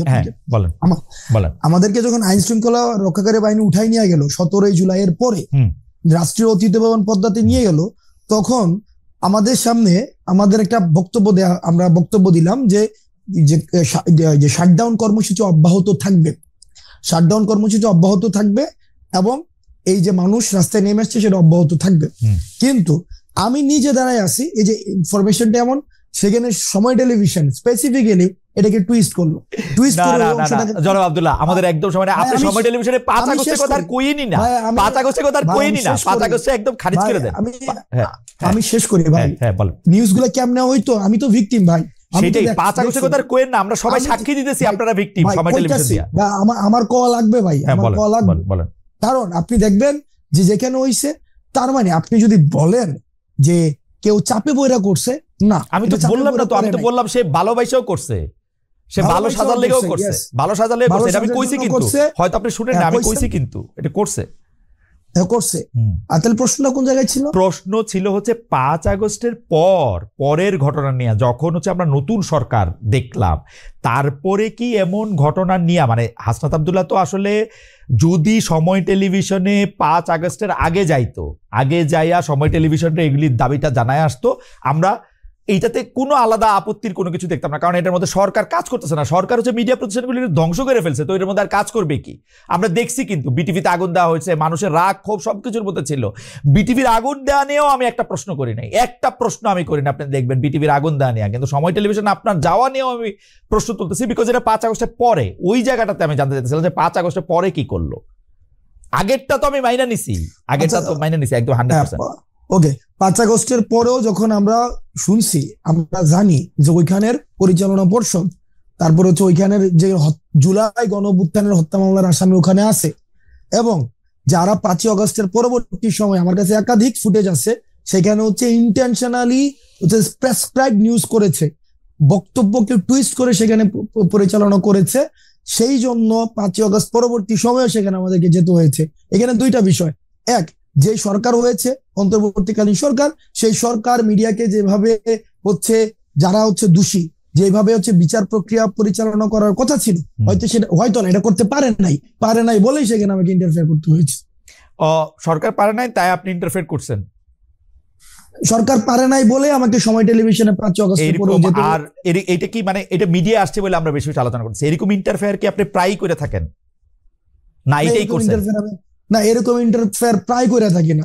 যেই সময় টেলিভিশনের মতো যারা হচ্ছে ওই যে 5 আগস্টের পূর্ব থেকে শুরু করে, আমার প্রশ্নটা হচ্ছে এটা মিডিয়া হইছে বলে বেশি আলোচনায় আসছে, এটা অন্যান্য জায়গায় আপনারা ইন্টারফেয়ার করেন কিনা? আপনি অন্যান্য জায়গায় ইন্টারফেয়ার সরকার সব জায়গায় আর বাকি সব জায়গায় পারে। যেটা আমার কাছে মনে হয়, যেটা আমি ব্যক্তিগত জায়গা থেকে মনে করি, বা যেটা দেখি যে আমি আমার জায়গা থেকে মানে ইয়া করতে পারবো, অ্যাপ্রোচ করতে পারবো, সেই জায়গায় আমি অ্যাপ্রোচ করি। মানে এটা আপনি আপনার অ্যাসাইনমেন্ট দেন, তাই তো হাসনাত? আমি আমাকে অ্যাসাইনমেন্ট দেই, যেভাবে 5 আগস্টের আগে অ্যাসাইনমেন্ট দিয়েছেন, তো শর্ট অ্যাসাইনমেন্ট দিয়েছি, এইভাবে অ্যাসাইনমেন্ট দিয়েছি। তাহলে এইটা আপনি সময় টেলিভিশনেরটা হচ্ছে আপনার ওয়ান অফ ঘটনা, মানে এরকম আর যদি ভবিষ্যতে হয় ওয়ান অফ ঘটনা মিডিয়ার ক্ষেত্রে, অন্যান্য জায়গায় আপনার যেটা মনে হয় যে আপনি যাবেন সেটাতে মধ্যে আপনি যান, তাই তো? ভাই একটা কথা, সহজ কথা কই, বাংলাদেশ প্রশ্নে বাংলাদেশের পক্ষে এবং ফেসিবাদের বিপক্ষে ওই সুশীলতা আমরা দেখাইতে পারবো। এক্স্যাক্টলি এই সুশীলতা জিনিসটা কি? সুশীলতার বিপরীতটা কি? আপনি সুশীলতা দেখাইতে পারবেন না, কি দেখাইতে পারবেন? মাস্তানি। এই সুশীলতা দেখাই না, মাস্তানিও আমরা দেখাবো না। সুশীলতার মাঝখানে কি? 5 আগস্টের পূর্বে যেটা বাংলাদেশের প্রশ্নে যেটা হওয়া উচিত, আমরা সেটাই আমরা দেখাবো। বাংলাদেশের প্রশ্নে যেটা হওয়া উচিত, আমরা বলছি কি, ফেসিবাদকে যারা এনাবেল করেছে, ফেসিবাদকে যারা হচ্ছে পুরো সময় ধরে ধরেন জনাব আব্দুল্লাহ, আপনি আমার অনেক প্রিয়, সবচেয়ে প্রিয়দের মধ্যেই একজন, কিন্তু ধরেন আপনার মনে হওয়া আর আমার মনে হওয়া আলাদা, তাহলে কোনটা স্ট্যান্ড করবে? বুঝি নাই ভাই। ধরেন আপনার মনে হওয়া আর আমার মনে হওয়া আলাদা, তাহলে কোনটা স্ট্যান্ড করবে? মনে হওয়া দিয়ে তো হবে না ভাই, ন্যায্যতা তো একটা বিষয় আছে। আচ্ছা, মনে করেন ন্যায্যতার দিক দিয়ে কে এটার ন্যায্য ঘোষণা করবে? হাসান আব্দুল্লাহ নাকি ধরেন অন্য যে কেউ? আপনি তো এখন আমি কইলে এটা একটা কেন? ওকে ভাই, তাহলে একটা ভোট হোক, এক্স্যাক্টলি, তাহলে এটা ভোট হলে লোকজন কি বলে সেটা ছিল কি ছিল না। হ্যাঁ জি ওকে, হ্যাঁ ঠিক আছে। কি ভোট হবে? যে সময় টেলিভিশনে আমার যাওয়াটা এটা কি ন্যায্য না অন্যায্য? কিন্তু আপনি নিজেই তো বলছেন সময় টেলিভিশনে যাওয়া আপনার ঠিক হয় নাই, এখন আপনি ভোট চান আরেকটা। না, সময় টেলিভিশনে আপনি যে পরবর্তীতে কিছু স্ট্যান্ডার্ড দাঁড় করাইছেন, যে হচ্ছে ভাই সময় টেলিভিশনে যে আমার নামে এই 5 জনকে বাদ দিয়ে দিল, 10 জনের একটা লিস্ট ধরাই দিয়ে আসছি, তারপর হচ্ছে ওই 5 জন, এই পুরো প্রক্রিয়াটা আমার ভুল ছিল। আমি সময় টেলিভিশনে যাওয়াটা ভুল ছিল না।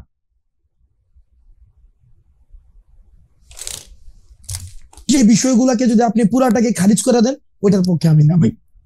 আমি আপনার শেষ কথাটা শুনতে পাই নাই, দর্শকরা হয়তো শুনতে পায় না, আবার কি একটু বলবেন? মানে সময় টেলিভিশনে যাওয়াটা ঠিক ছিল বলে আপনি মনে করতেছেন?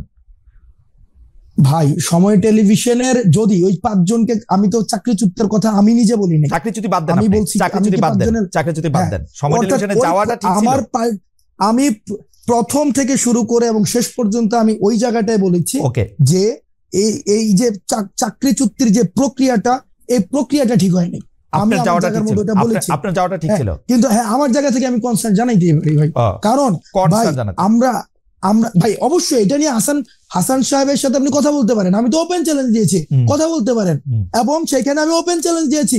পরবর্তী চ্যালেঞ্জ দিয়ে না হাসনাত, এত চ্যালেঞ্জ দিলে জানি কেমন লাগে, চ্যালেঞ্জ দিয়ে না ভাই, চ্যালেঞ্জ দিয়ে না, মানে আমরা এই কারণে দেই ভাই, কারণ এই কারণে দিতে পারি ভাই, আপনি জাস্ট চিন্তা করেন, আপনি দুইটা ইমেজ চিন্তা করেন, দুইটা সিনারিও চিন্তা করেন, যে আমরা ধরে নিচ্ছি, আপনি একটু আগে বলেছেন হাসিনার ইতিহাস অতীত, হাসিনার ইতিহাস অতীত ধরে নিচ্ছি for the sake of argument, Hasina আসলো, খালেদ মহিউদ্দিনের কিছু হবে না, হাসনাত কার কি হয়, কার কি হয় হাসনাত, কার কি হয় হাসনাত, এটা বলা খুব মুশকিল। আরেকটা কথা আমি আপনাকে বলি, এটা আমি আপনাকে বলি, শেখ হাসিনার বিরুদ্ধে বাংলাদেশে মানুষ যে অবস্থানে ছিল, শেখ হাসিনা চলে যাওয়ার পরে বাংলাদেশে আমরা নানা রকম অবস্থা দেখতে পাচ্ছি। শেখ হাসিনা যদি আবার এটা বাস্তব অপোনেন্ট হয়, আপনি বাংলাদেশের সব মানুষকে আবার আপনার সাথেই দেখবেন, এতে আপনি সন্দেহ রাখেন না। এটা আমরা ক্ষুদ্র ব্যক্তি হইতে পারি, কিন্তু আমরা কোনোদিন এই রিইনস্টেশন বাংলাদেশে এত, মানে আমি এটা চিন্তা করতে পারি না, এটা এইটা আমার ফোরসিয়েবল ইয়াতে আমার এটা চিন্তার মধ্যে আসে না। কিন্তু পাশাপাশি আমি